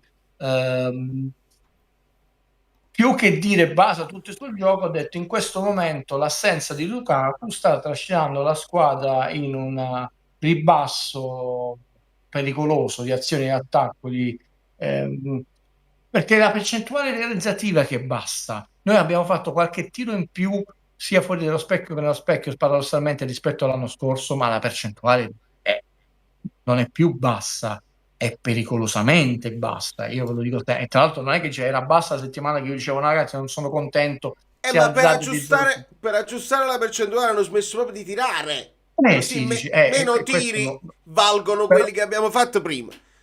No, per rispondere all'amico, allora Conte deve trovare un modo diverso. Probabilmente ci ha anche pensato, ma i calciatori non riescono a farlo adesso, perché non posso pensare che non ci ha pensato. Perché non riescono a farlo? Di nuovo, non sono convinti di giochi diversi, perché deve uscire fuori dalla tua comfort zone, perché hanno quella brillantezza, sono opachi rispetto alla brillantezza, e quindi ovviamente, ragazzi, Serie A non è, basta poco per battere, in fondo non serviva Cavani per battere il Chievo, e perdemmo il Chievo, no? Ti ricordi Piderev, no? Evidentemente serviva Cavani per battere quel Chievo, perché perdemmo 1-0 con un giocatore che non ha più segnato in Serie A, che fece un gol non col piede suo, per dire, però non serviva Cavani. Okay. Evidentemente sono tutte di nuovo queste cose. Ce lo diranno le prossime partite, molto poche, perché tra l'altro sono Atalanta, Roma e Juventus. Quindi tu puoi fare anche dei pareggi che ti affossano definitivamente, perché con la classifica così modesta, il Napoli rispetto alle altre, le tre, no? Ha meno punti. No, il Napoli ha meno 3 punti rispetto all'anno scorso.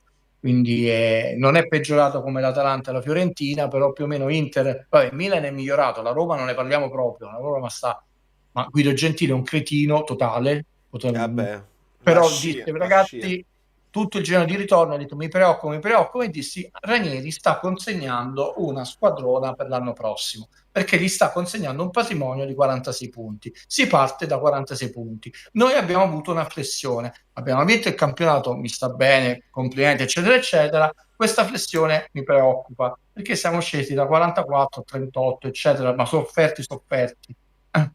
Con la Champions, se tu fai meno punti è vero che fai il girone di andata con un girone di andata, ma il girone di andata è più lontano rispetto storicamente al girone di ritorno, quindi il confronto lo fai il girone di andata con il girone di andata per avere omogeneità, però il proseguo storico è col girone di ritorno, e la Roma sta facendo un ottimo girone di andata. Alla fine le due squadre, probabilmente dipenderà dallo scontri diretti, che supereranno i 40 punti, potranno essere Roma, Milan e Inter. Il Napoli non supererà 40 punti, quindi la cosa è, a meno che fa un filotto incredibile, ma noi il segnale ce l'avevamo avuto, poi non è al lupo, quindi allora adesso abbiamo una finestra per rispondere di partite molto ristrette, che sono tutti scontri diretti, Atalanta, Roma e Juventus.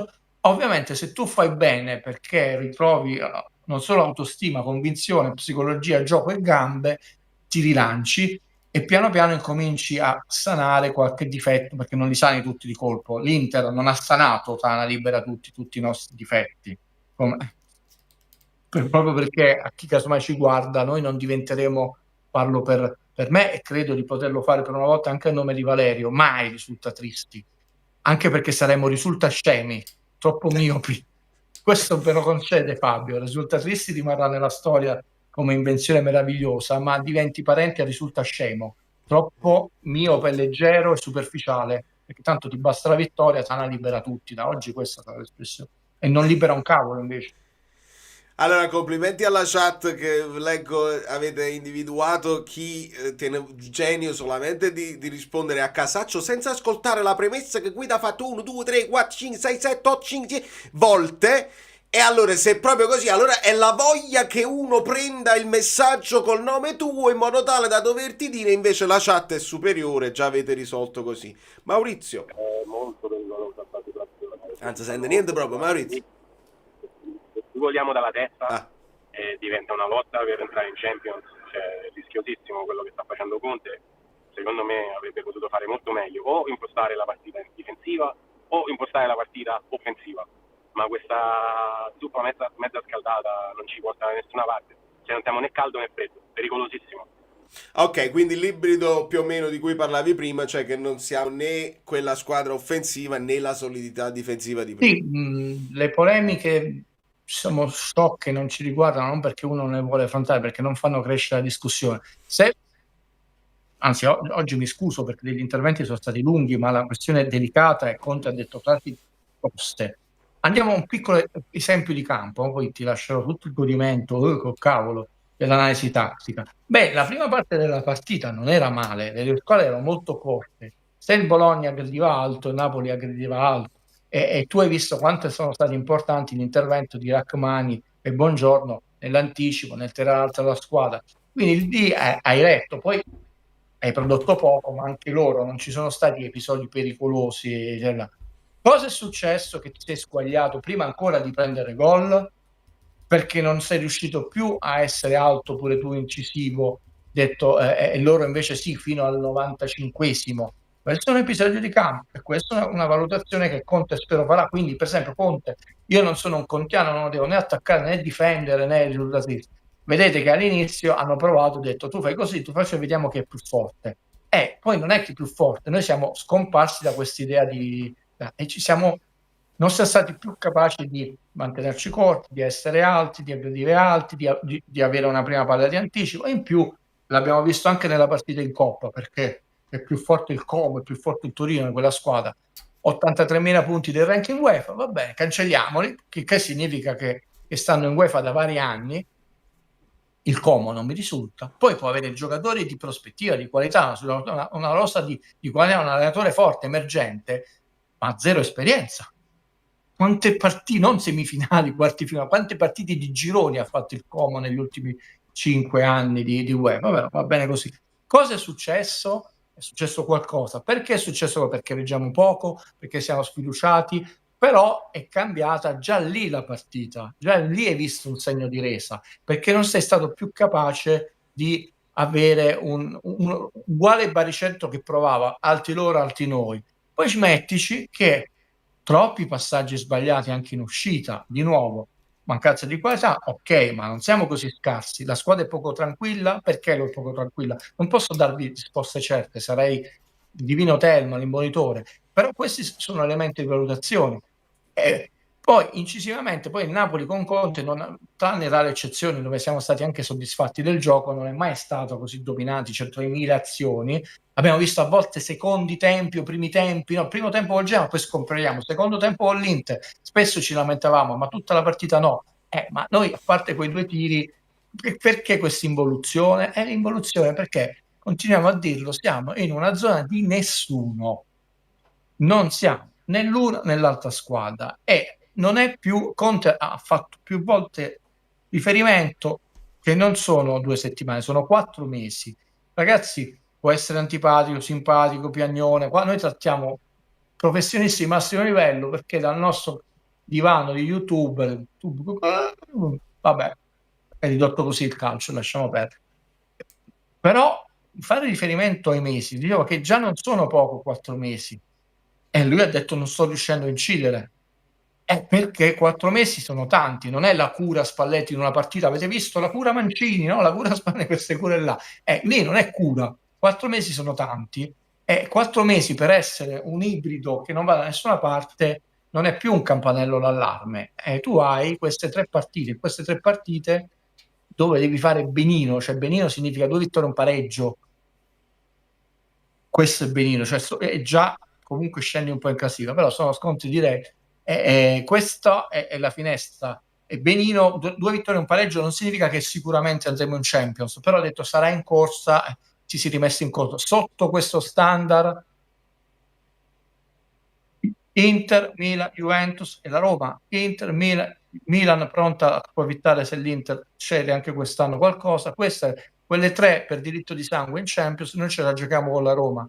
Mettiamoci nell'ordine di idee che l'Istituto Luce ti ha fatto credere che se non vincevi con 10 punti di vantaggio non arrivare in finale di Champions è una stagione deludente. Non è così. Non è così. E la stagione si è complicata. Conte aveva detto che era difficile, no, si è complicata. Guido, cosa ne pensi Non è pessimismo, ce lo sta dicendo. Poi se uno continua a non volerci credere, e qua non è l'antipatia, ragazzi, io non so, stasera voglio darvi, non si tratta né di darvi di messaggi di gioia, né di ottimismo, né di pessimismo. Dobbiamo essere seri e non raccontarvi balle. La cosa è ancora, ve lo dice Guido che è abbastanza fissato con i numeri e ve l'ha detto l'allenatore, ancora non siamo nel punto del non ritorno, ma è molto vicino al punto del non ritorno, però ancora non siamo nel punto di ritorno. Non si raggiunge se incominciano tutti quanti a quantomeno a fare la stessa cosa. Anche Maluccio adesso non la stanno facendo e quindi non è né il bene né il male. Dicevamo, ma tanto è scolastico, no. Ragazzi, non basta un calcio scolastico, questa formazione e 11 titolari là per battere il Bologna, perché non hai battuto, hai perso male e ti hanno fatto il torello. Quindi non basta, serve di più. Calzona vince con un Napoli pieno di infortunati, demotivato, distrutto psicologicamente con la Juve, te lo ricordi? Io dissi, però è arrivata troppo tardi ormai questa vittoria, cioè ti prendi la vittoria del coraggio, della dignità, eccetera, ma non pensate che andremo in Europa. Ve lo ricordate? Ve lo potete andare a vedere quel video. Detto. Però lì almeno la squadra per quella partita era compatta e tutti pensavano alla stessa cosa. No, in questo momento Conte ce lo sta dicendo. Ha detto che pensano al loro orticello e la somma, come ci ha insegnato Totò, fa il totale. Nel calcio la somma non fa il totale. È come nel cinema, se hai tanti attori bravissimi non è detto che fai il capolavoro. Quindi con un Inter è più facile poi dare tutti insieme la cosa così rispetto a una partita media. Guido, cosa ne pensi della frase di Conte che non vuole accompagnare il morto? Sta dicendo che lui, anche se va via, non si risolvono i problemi? Sì, quella è la frase che mi ha preoccupato, perché è un elemento di discontinuità con quello che è successo nel 10° posto, con un certo tipo di allenatore che ha fatto capire io sono un certo tipo di allenatore, un certo tipo di uomo, un certo tipo di carattere, un certo tipo di carriera e te lo sto dicendo. Ha detto anche che parlerà con la società, ma l'ha voluto far capire a noi giornalisti, anche chi si occupa di altro, casomai in maniera immodesta come me, ai tifosi, è abbastanza chiaro.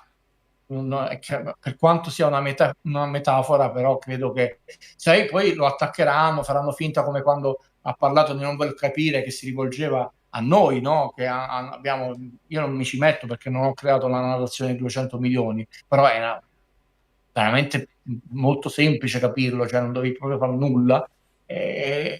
Significa anche in un evento, significa anche che potrebbe dimettersi a un certo punto. Come la metti nome? Perché secondo me lui è il tipo, qualcuno faceva il paragone col periodo del Tottenham, però io là ho trovato una differenza perché lui fa proprio una sfuriata, cioè è pieno di forza nel dirlo, invece oggi io l'ho visto rassegnato. Te l'ha detto, nel senso che scusa, se io non vedo che non ci sarà quest'idea già di quest'anno di costruire delle basi solide per poi rilanciare la sfida l'anno prossimo, che rimango a fare? Tu dici, vabbè, qualcuno l'attaccherà, Podardo, Juventino, cioè tutti gli insulti, Parrucchino, che bassezza si è ridotto il calcio. Io invece dico, scusa, io conosco il carattere, lo storico di quell'uomo, io non faccio mai un discorso di simpatia, ragazzi, non devo venire qui a dirvi mi è simpatico, non lo faccio sul cinema, io non ho mai imposto il gusto nella mia vita, insegno il linguaggio e faccio capire quanto è più complesso e affascinante un film, ma non dirò mai vi deve piacere il percorso, non capite niente, vi meritate Pinco Pallino, non lo dico ovviamente per galanteria, no? Per fare un esempio di un film brutto. Quindi questa cosa non ve la farò mai dire ma noi lo conosciamo, il suo carattere, il suo percorso, anche oltre alla sua vanità, le sue ambizioni. perché dobbiamo far finta di non conoscere? Quindi lui ce l'ha detto e quindi ha detto: se io vedo che non sono convinti, non vi accompagno fino alla fine, anche perché Conte ha una, giustamente, oltre che ambizione, una vanità, ha un blasone notevole e lui sotto il 50%, non una volta, cioè non scende mai, però sotto il 60% di solito, diciamo il 5% di percentuale di vittoria non scende, e non ti aspettare che ti accompagni a fine stagione che scende al 45% perché per onorare il contratto, per prendersi quei soldi, tanto se li va a prendere da un'altra parte. È un elemento importante. Se voi andate a vedere tutte le stagioni di Conte, tranne ovviamente i primi anni in B, eccetera, ha percentuali altissime. E per alcuni è importante. Diceva, Guido, però non è giusto, uno deve avere anche il No, coraggio. d'altra parte quello gli è rimasto perché la percentuale in Europa non è cresciuta. In Europa sì, però io non sto dicendo che è giusto, ragazzi, però ho detto io non posso non tenere in considerazione il carattere, lo storico, la carriera, l'ambizione, quelli che possono essere dei punti per te importanti, inderogabili, no, della tua carriera. Altri allenatori, Spino Capolano, e adesso lo nomino non certamente per spotlo di dirlo, non è mai stato uno che dice vabbè sono al 14%, ha altre motivazioni per le sue sfide, no? Che per altri invece non sarebbero. Per alcuni è molto importante non sporcare le medie, lo è anche nella pallacanestro, no? E tu non ti prendi una cosa, un tiro, perché così non scendi. Forse anche in campo i giocatori ci tengono a tutti i numeri. Quindi quella frase è una frase, quando l'ho sentita, mamma mia, mi ha gelato, perché ha detto, significa che la situazione è molto grave se ha detto una frase del genere, pubblicamente. Poi ha 2 volte ribadito che vuole parlare con la società. Con la società, e infatti io là mi sono spaventato, nel senso che è là che dico la società si faccia trovare pronta e non con Mazzarri. Guido, se tu fossi ADL cosa faresti? Fortunatamente non lo sono, sfortunatamente non lo sono, perché ha una vita e fa una vita meravigliosa rispetto a noi comuni mortali, però non mi puoi chiedere questa cosa qua. Cioè, io forse negli ultimi 5 anni avrò detto, ma non ci credo, una parolaccia. Mio papà ha 85 anni, Valerio, ma la parola più brutta che io gli ho sentito dire, chiaramente non a 85 anni perché non l'ho conosciuto quando non ero nato, è per dirti in che famiglia sono cresciuto: quello è un imbecille. Ma per sentire da mio padre quello è un imbecille, Valerio non puoi immaginare che persona è. Quindi non mi puoi fare questa domanda, perché non sono lui. Non ho a parte di battute sul modo di parlare, non ho la conoscenza di tutte le cose che stanno in società, non ho questo famoso, chiamiamolo algoritmo, coefficiente di bilancio del Napoli, che stiamo cercando di individuare qual è la strategia. Ti direi quello che farebbe Guido: parlerebbe con tutti per capire, per avere chiarezza interna.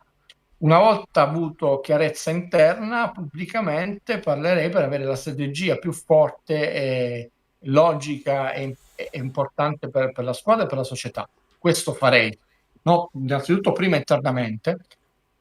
È la strategia più forte e onesta, accentando anche l'idea nella maniera più elegante, beniziana possibile, che a volte si possono dire delle bugie del capo.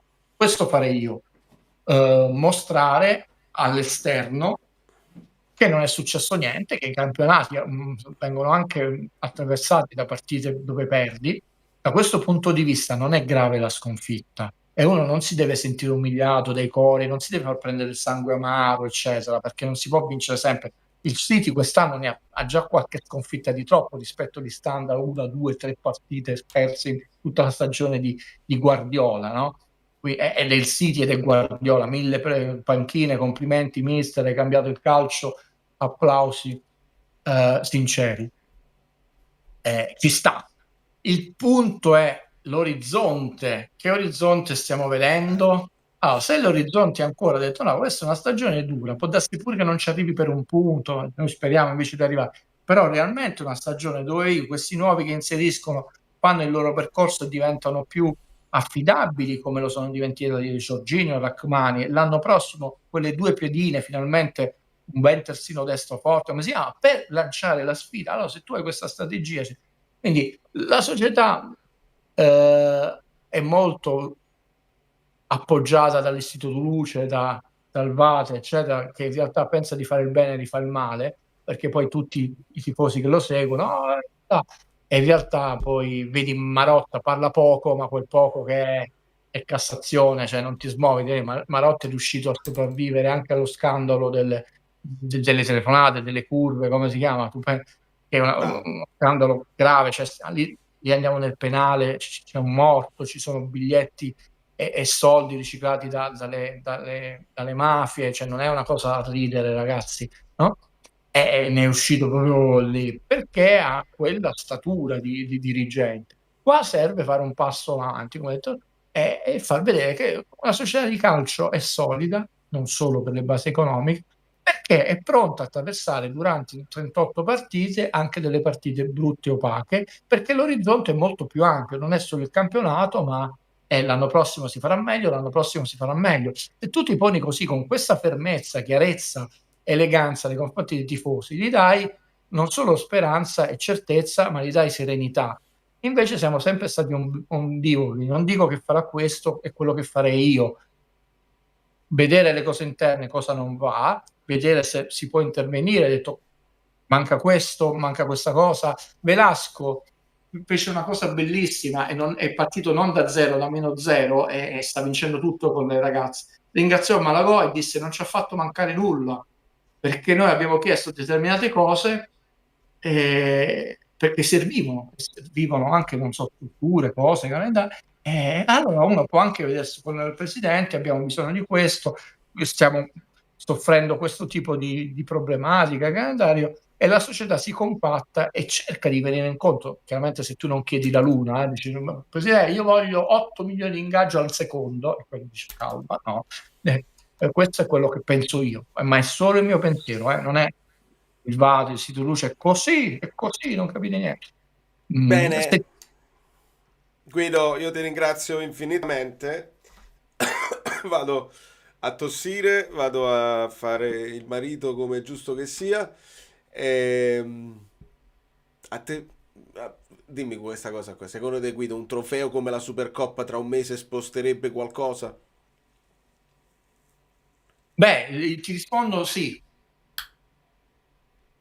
Per 2 ragioni, veloce. La prima, se lo vinci significa che intanto ti sei curato in qualcosa, perché come oggi non c'hai niente, non puoi, certo, giustissimo. Tra l'altro significa battere il Milan o l'Inter o il Bologna, il Milan sicuro che è la semifinalista, quindi già significa che da qui a un mese hai corretto tutta una serie di debolezze e fragilità. Sì, perché non è che Valesa vince, aiuta a dire, se le corrette e tu hai vinto un trofeo, i giocatori si convincono a questo punto che quella era stata giusta e hanno qualcosa di concreto e anche di gioioso a cui aggrapparsi per dire allora io questo addominale in più, questa cosa in più, questa richiesta dell'allenatore che forse devo fare quest'altro tipo di movimento, lo so che mi viene meno bene sul piede fragile, lo faccio perché i risultati stanno avvenendo, quindi sì, se succedono queste cose. In questo momento, chiaro, a me piace vincere qualunque trofeo, anche quelli estivi, ve lo dico sempre, questa idea coppe e coppette non mi appartiene, non sarà mai mia, per dire, perché tra l'altro lo sappiamo, il blasone, il potere politico, la soddisfazione, cioè, passa nello sport dai trofei, però adesso ci credo poco, mi farebbe molto piacere, molto, perché la vedo molto fragile la squadra, e non è la partita singola dove puoi dire ma fai subito un gol, poi un contropiede, sono 2 partite che devi giocare molto meglio da vincente, intendo, meglio non significa solo che hai giocato meglio con più qualità. L'anno scorso il Napoli forse non era più forte, ma si è dimostrato quella che aveva quella mentalità vincente anche piano piano rispetto agli altri, che gli è mancato sempre qualcosa.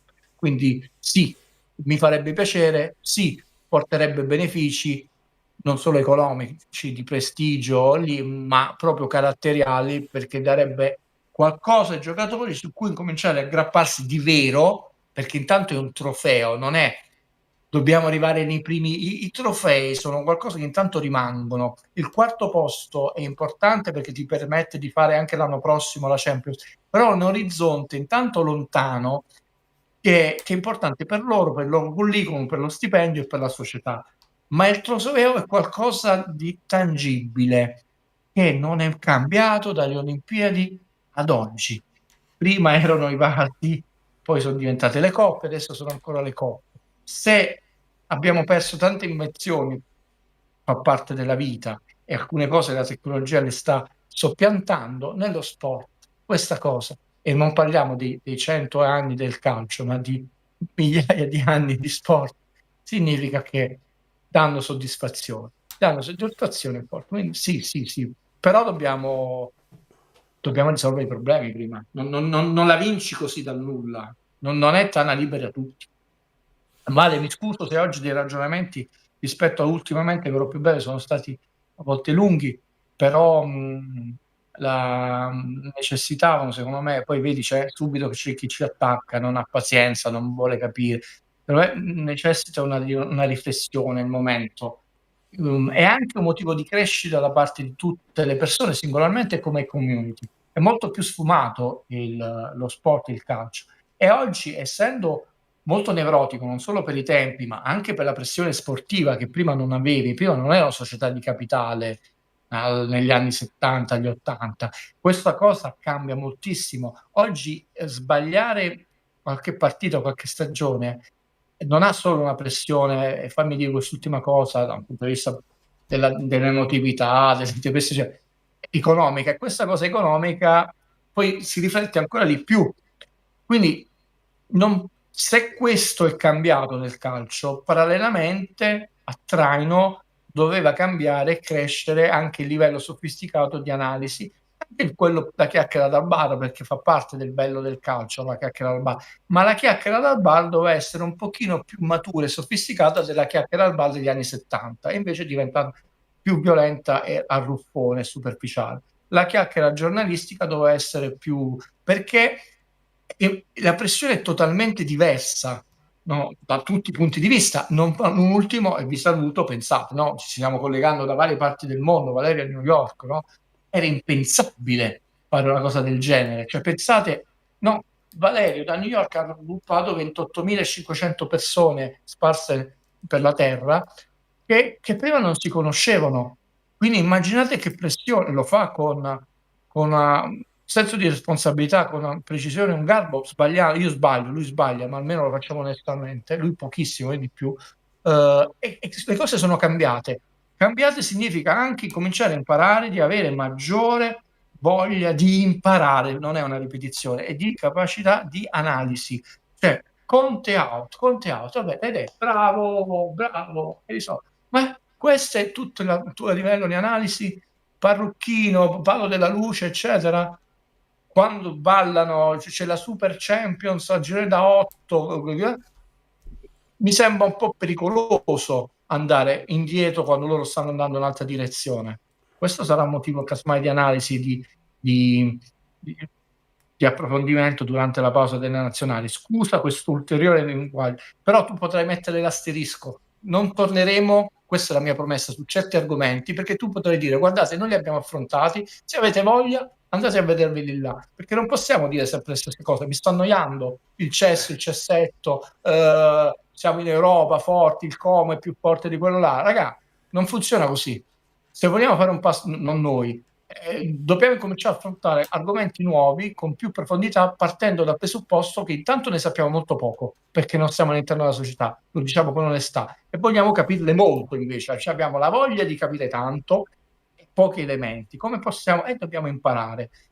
Basta, oggi questa sconfitta, più che la sconfitta, deve essere anche un punto di non ritorno. Certe cose sono diventate noiose, anacronistiche, e le lasciamo ai perdenti. Queste là. Noi non vogliamo essere perdenti. Come la maglia del Napoli è diventata finalmente più bella, e non c'è stato per voi, ma è stato grazie al canale di Valerio, che impose uno standard con Tore Falanga, che fece, anche se te la rubarono, aspetta e spera, se aspettavamo loro, perché per anni ci siamo dovuti dire quella cosa rossa orrenda, eccetera. Ecco, lo standard si alza innanzitutto avendo la voglia di imparare, e imparare significa migliorarsi passo dopo passo. Basta, con oggi certi argomenti, lo dico per me, poi il canale tuo e vostro, sono diventati veramente noiosi, stucchevoli, e non si cresce.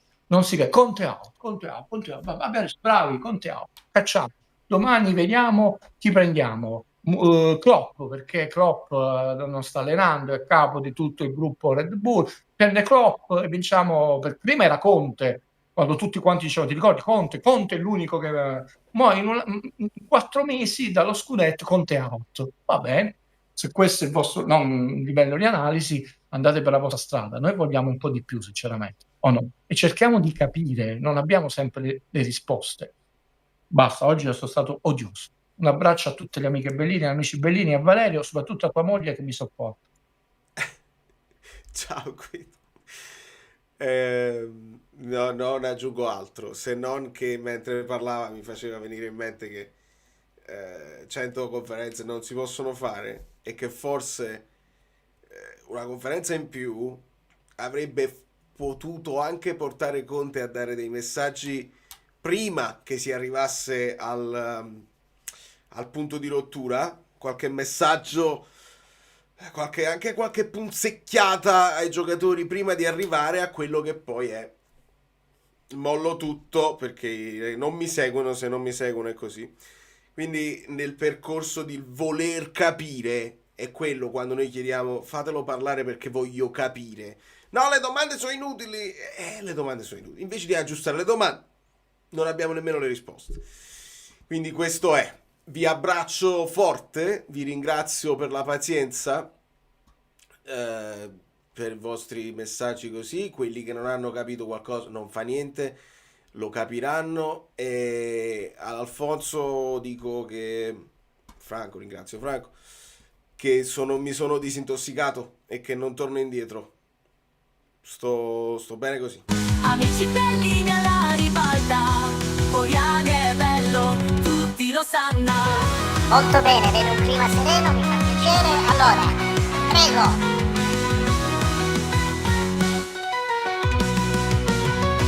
Allora, abbiamo finito, grazie e buona serata a tutti. Andiamo. No, vogliamo restare ancora un pochino. No, sto scherzando. Sembra quasi che sei, poco. Allora. Molto bene. Ciao. No, parlavo di editoriali. Non li ascolto più, basta. Vivo molto meglio. Mi dispiace.